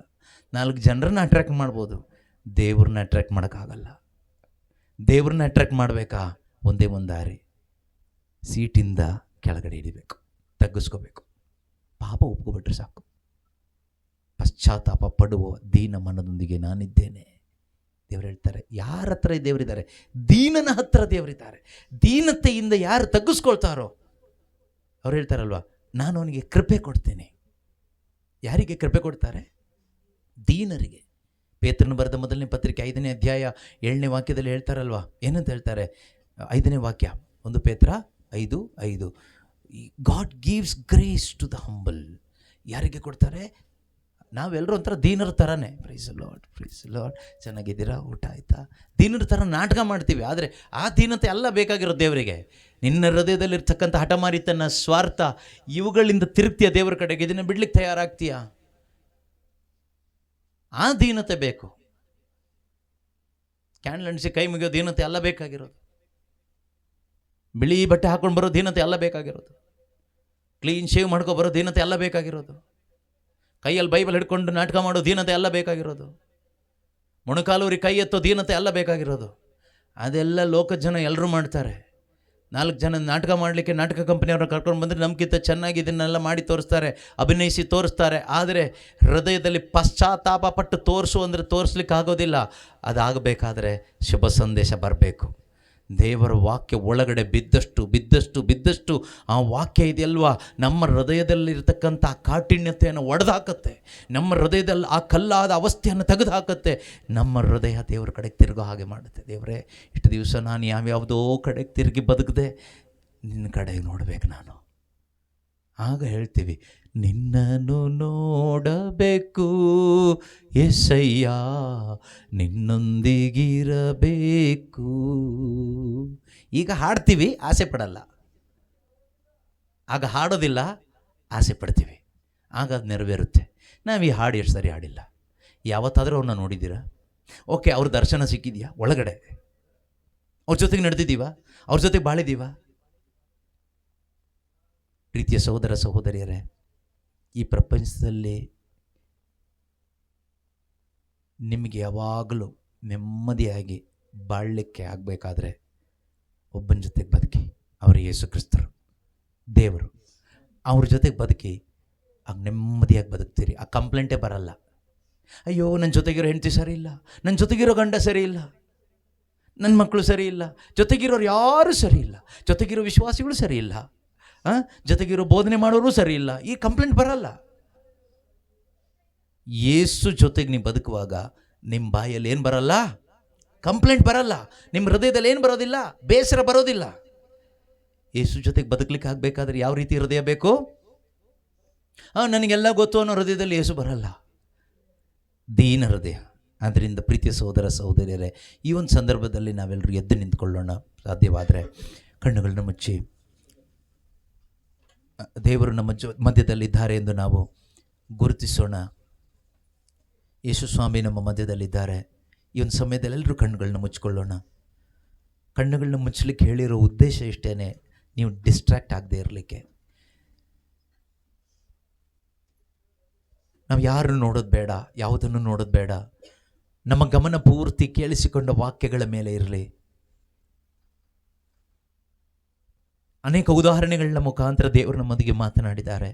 ಒಂದು ಮನೆಯ ಉದಾಹರಣೆ ಕೊಟ್ಟು, ಒಂದು ಬಲೂನಿನ ಉದಾಹರಣೆ ಕೊಟ್ಟು, ಆ ಬಲೂನ್ ಒಳಗಡೆ ಗಾಳಿ ಇದೆಯಾ? ನೀನಾಗಿರುವ ಬಲೂನಲ್ಲಿ ಕಲ್ಲು ಮಣ್ಣು ಸೇರ್ಕೊಂಡಿದೆಯಾ? ನೀರು ತುಂಬಿಸ್ಕೊಂಡಿದೆಯಾ? ಅಥವಾ ಪರಿಶುದ್ಧಾತ್ಮನಾಗಿರುವ ಗಾಳಿ ಇದೆಯಾ? ಆ ಗಾಳಿ ಇದ್ದರೆ ಮಾತ್ರ ಆ ಬಲೂನ್ ಹಾರುತ್ತೆ. ಅನೇಕರು ಆಟ ಆಡ್ತಾರೆ. ಆ ಬಲೂನ್ ಅದರ ಉದ್ದೇಶ ನೆರವೇರಿಸುತ್ತೆ. ಮನೆ ಕಟ್ಟಿದ್ದೀರಾ, ಮನೆ ಒಳಗಡೆ ಮನುಷ್ಯರಿದ್ದಾರೆ, ಆಗ ಮಾತ್ರ ಅದರ ಉದ್ದೇಶ ನೆರವೇರುತ್ತೆ. ಅದರೊಳಗಡೆ ಮೃಗಗಳಿದ್ದರೆ, ಅದರೊಳಗಡೆ ಯಾರೂ ಇಲ್ಲದೆ ಇದ್ದರೆ, ಎಷ್ಟು ಒಳ್ಳೆ ಮನೆ ಆದರೂ ಅದಕ್ಕೆ ಬೆಲೆ ಇಲ್ಲ, ಅದಕ್ಕೆ ಅರ್ಥ ಇಲ್ಲ. ಇಂದು ದೇವರ ಮನೆ ನೀನು. ದೇವರಿಗೆ ವಾಸ ಮಾಡಲಿಕ್ಕೆ ದೇವರು ಕಟ್ಟಿದ ಮನೆ ನೀನು. ನಿನ್ನ ದೇಹ ದೇವರ ಆಲಯ.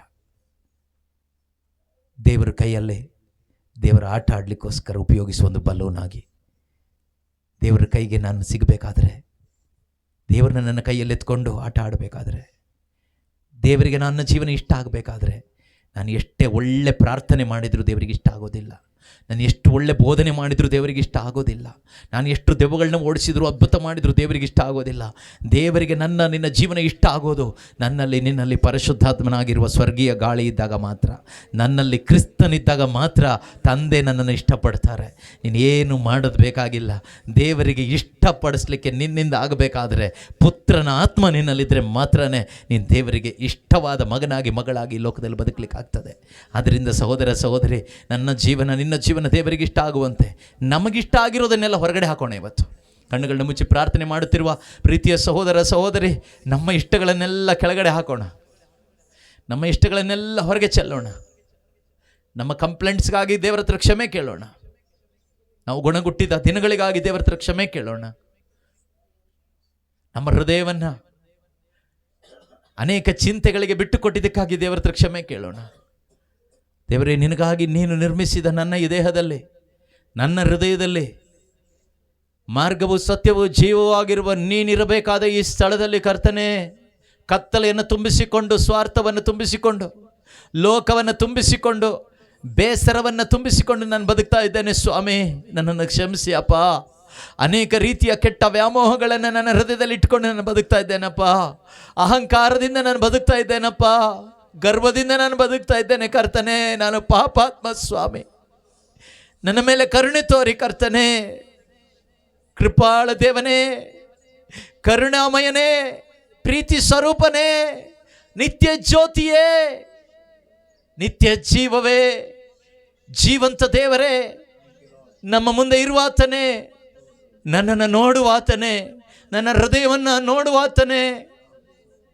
ಯೇಸುವೇ, ನನ್ನನ್ನು ಕ್ಷಮಿಸ್ರಿ ಅಪ್ಪ. Lord, I am sorry. ದುಂದುಗಾರ ಮಗ ಯಾವ ರೀತಿಯಲ್ಲಿ ಪಶ್ಚಾತ್ತಾಪಪಟ್ಟು ತಂದೆಯ ಬಳಿಗೆ ಮರಳಿ ಬರ್ತಾನೋ, ಅದೇ ರೀತಿಯಲ್ಲಿ ಒಂದು ಒಳ್ಳೆಯ ತೀರ್ಮಾನ ಮಾಡೋದಾದರೆ, ದೇವರೇ, ಇಷ್ಟು ದಿನ ನನ್ನ ಈ ದುಃಖಕ್ಕೆ ಕಷ್ಟಕ್ಕೆ ಕಾರಣ ಮನುಷ್ಯರು ಅಂದ್ಕೊಂಡಿದ್ದೆ. ಆದರೆ ನೀನು ನನ್ನ ಜೀವನದಲ್ಲಿ ಇಲ್ಲದೆ ಇರೋದೆ, ನಿನ್ನನ್ನು ನಾನು ಪ್ರಭುವಾಗಿ, ರಕ್ಷಕನಾಗಿ, ದೇವರಾಗಿ, ಕರ್ತನಾಗಿ ನನ್ನ ಹೃದಯದಲ್ಲಿ ಇರಿಸ್ಕೊಳ್ಳದೆ ಇರೋದೆ ನನ್ನ ದುಃಖಕ್ಕೆ ಕಾರಣ. ಇಂದಿನಿಂದ ನೀವೇ ನನ್ನಲ್ಲಿ ಆಡಳಿತ ಮಾಡಬೇಕು.